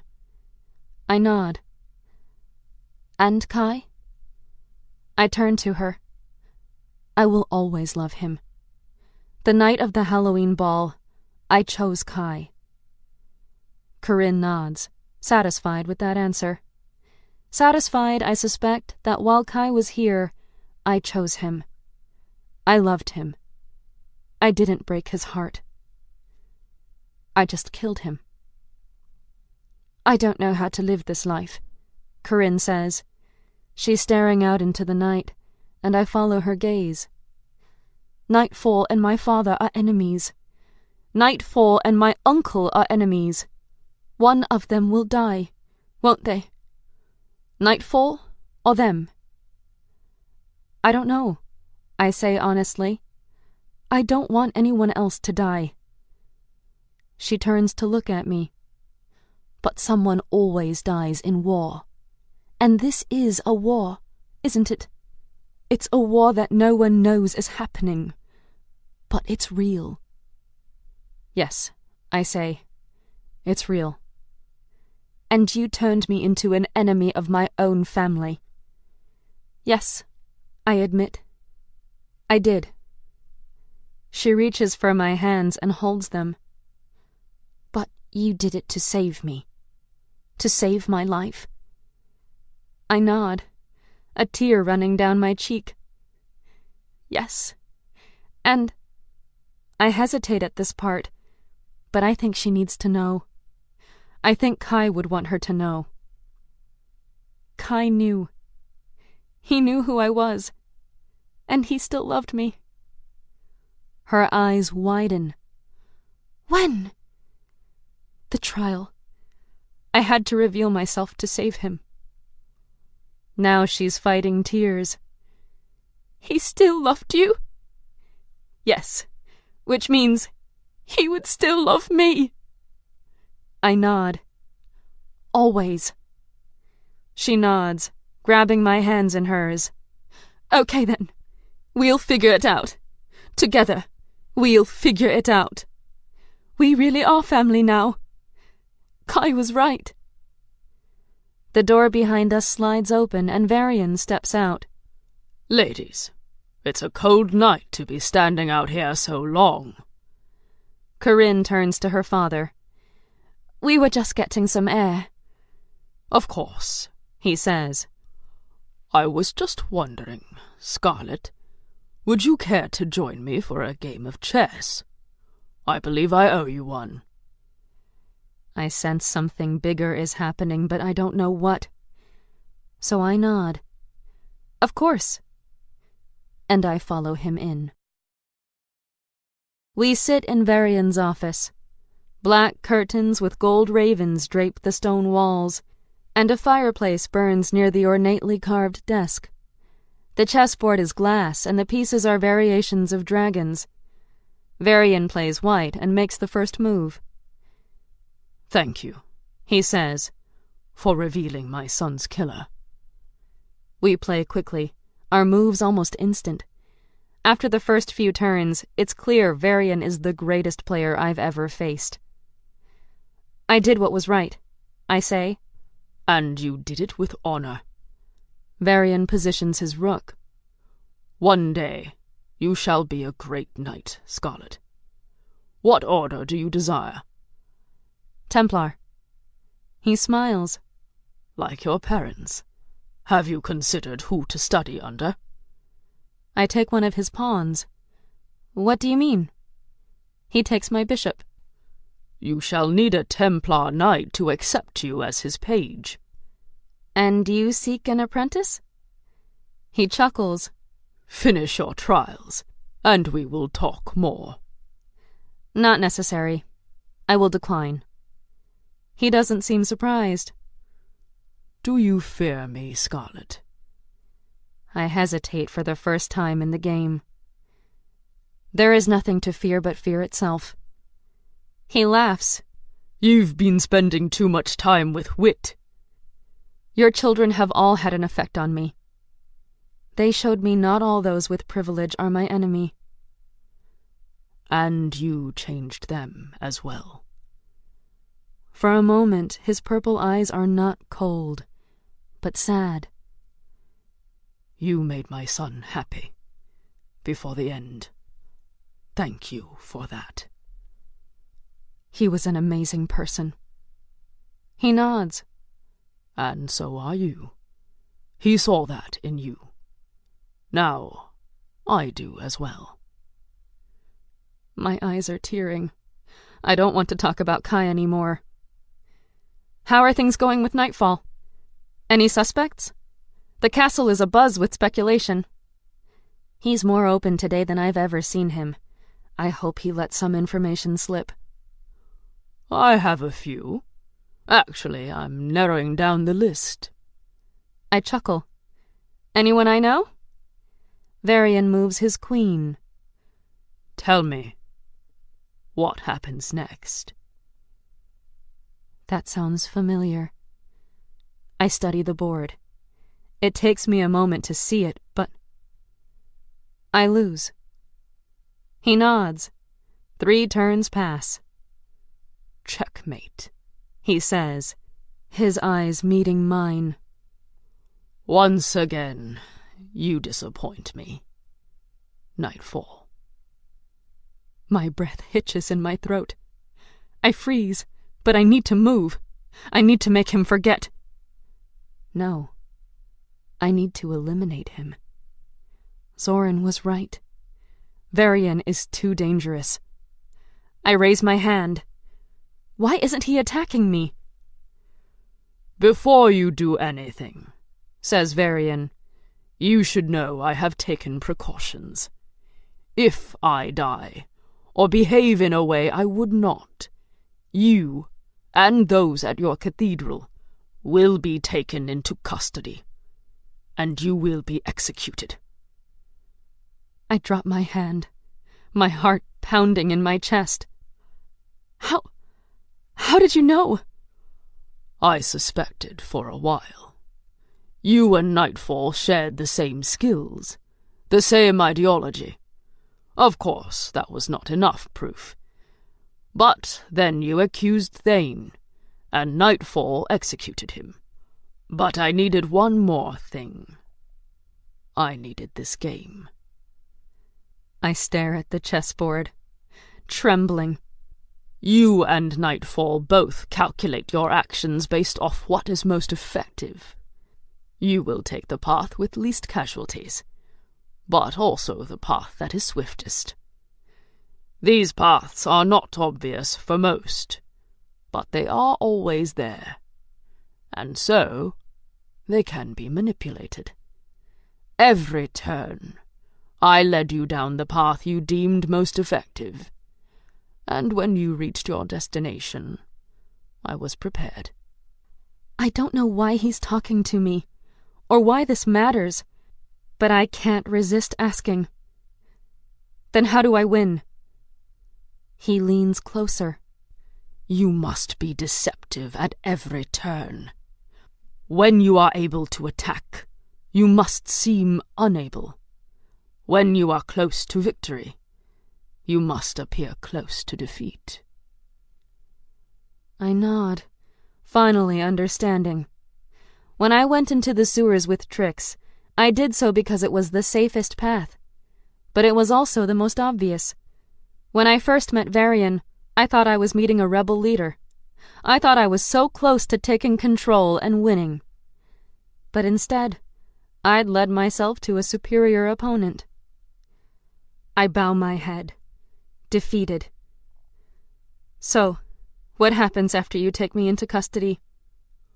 I'm not taking you into custody. What? But what about your orders? He grins, a spark in his eyes.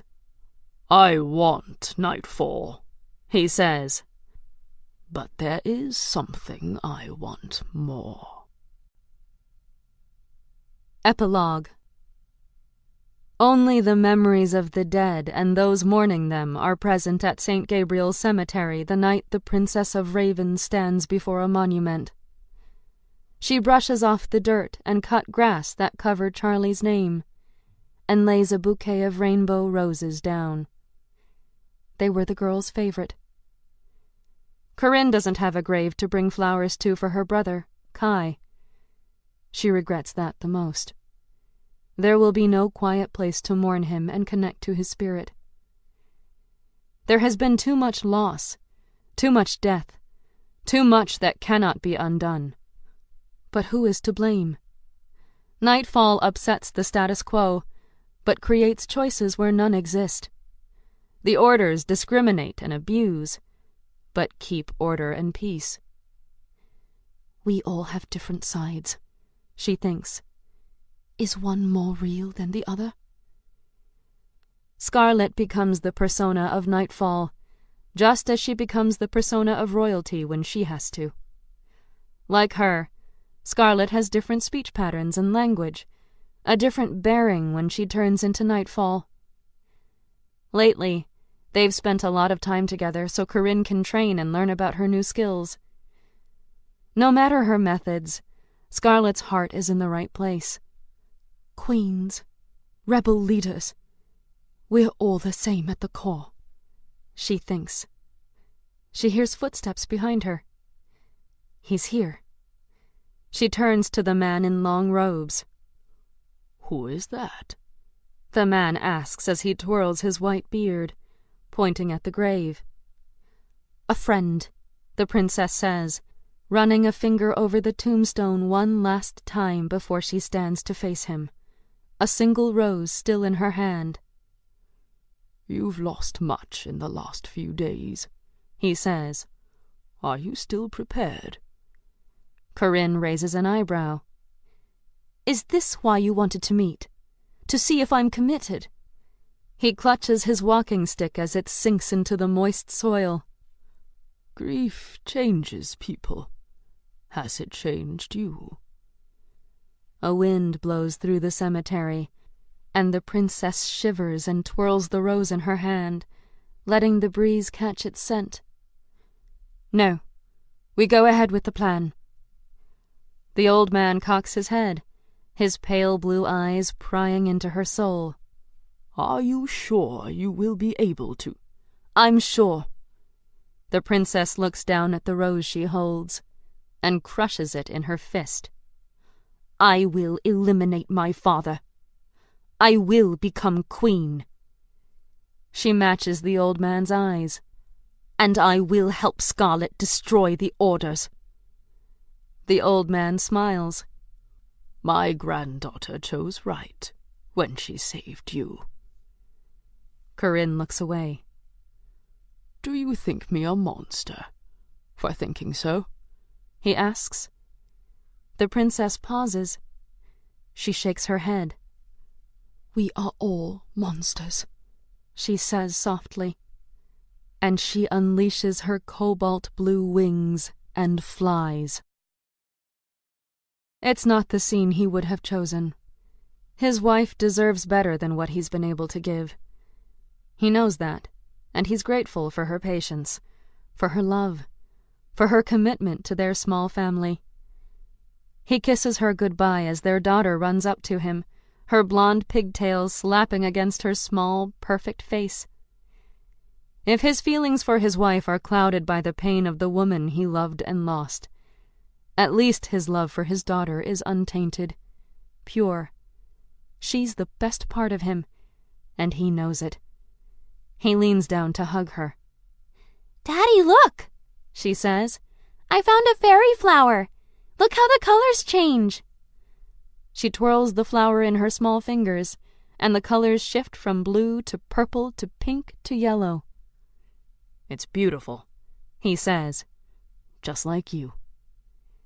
She giggles and runs off, and he turns to leave. His e-glass blinks, reminding him of his appointment, as if he'd forget. He clicks it off and drives to the cafe where his brother agreed to talk. Varian is sitting at a table sipping a coffee when he arrives. There should be evidence of grief on the face of a man who just lost his son. Varian shows none. Ragathon sits across from him, and Varian smiles. It's good to see you, Ragathon. What do you wish to discuss? You know what I came here to talk about. How can you act like Kai's death means nothing? You treated him like garbage his whole life, making him feel worthless, and now that he's dead you act like he never existed. What kind of heartless monster are you?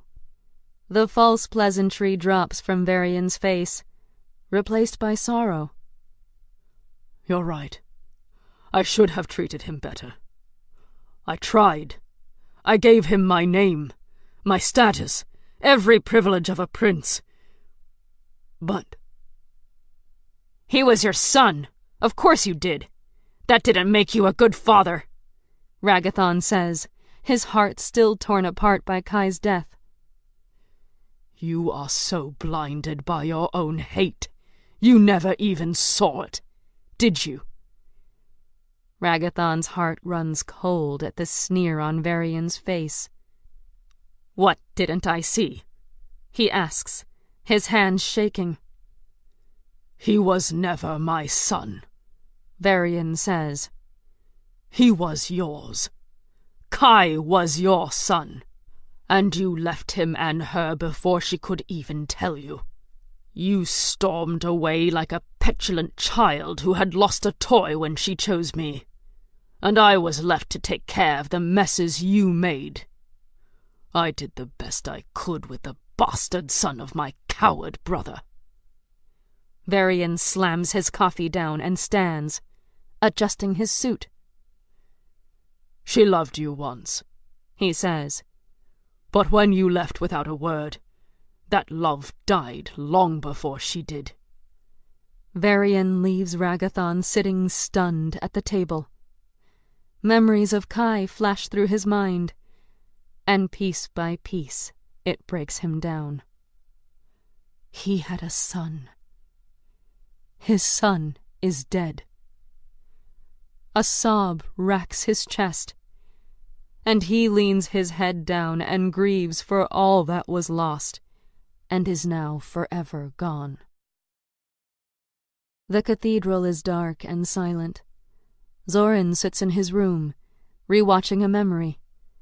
He sees the crystal coffin shatter, and a frail version of himself falls out.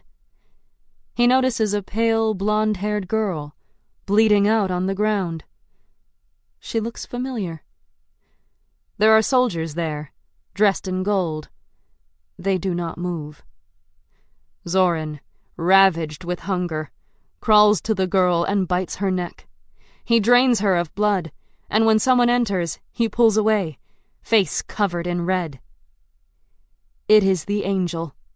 His wings shimmer gold and purple. "Hello, old friend," he says. Zorin's eyes are hazy. "Where am I?" "You were imprisoned.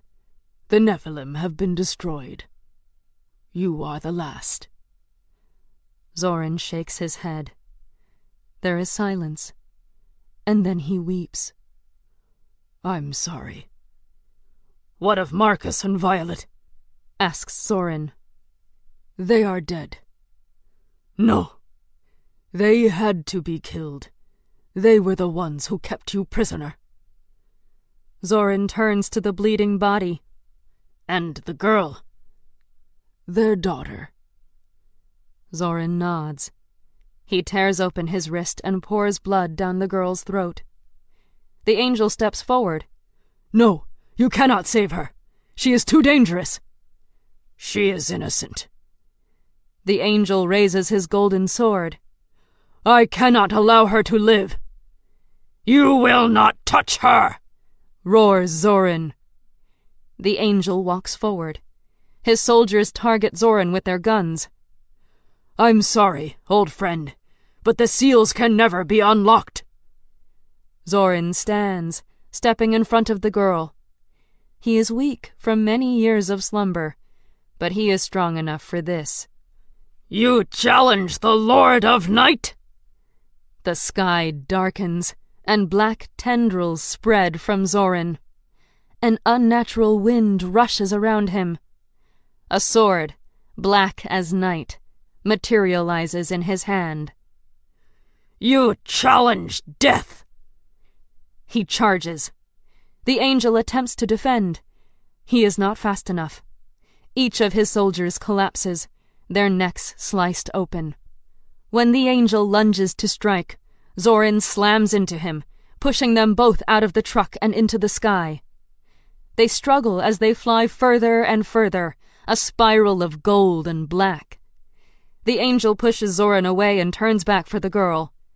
Zorin dives after him. He catches him and stabs the angel through the shoulder. They fall. The memory fades. "Why do you watch this?" asks Carter, standing in Zorin's doorway. Zorin turns to him. "They should not have died." "The girl has far too much sway over you. She leads when it should be you." "I cannot," says Zorin. Carter sighs. "You will tell her of the seals." He nods. "We agreed they must never be opened," says Carter. "And we lost. I will not lose again." Wind rushes through the bedroom. "Zorin, I beg you." "You continue to challenge me!" Zorin roars and stands to face Carter. "I ordered you to stay away from her, and yet you returned here. Do not make me choose between you and the girl." "My old friend." Zorin charges Carter, slamming him into the wall, and Carter unleashes his wings. They shimmer gold and purple. He pushes Zorin back. "I have searched a millennium for one to lead us," he says. You are that leader, Zoran. You know what must be done. Zoran steps back, anger leaving his face. And Carter smiles kindly. You love her, don't you? Zoran says nothing. This has happened before, with another. Do not make the same mistake twice. I will not, says Zoran, his eyes dark. Scarlet shall become one of the four, and the one who betrayed us will die. This concludes House of Ravens by Karpov Kinraid, narrated by Emily Wu Zeller. Copyright 2015 by Karpov Kinraid. This unabridged audiobook is published by arrangement with Daring Books, LLC, and was produced in the year 2016 by Tantor Media Incorporated, a division of Recorded Books, which holds the copyright thereto. Please visit Tantor.com for more information on our growing library of unabridged audiobooks, and to take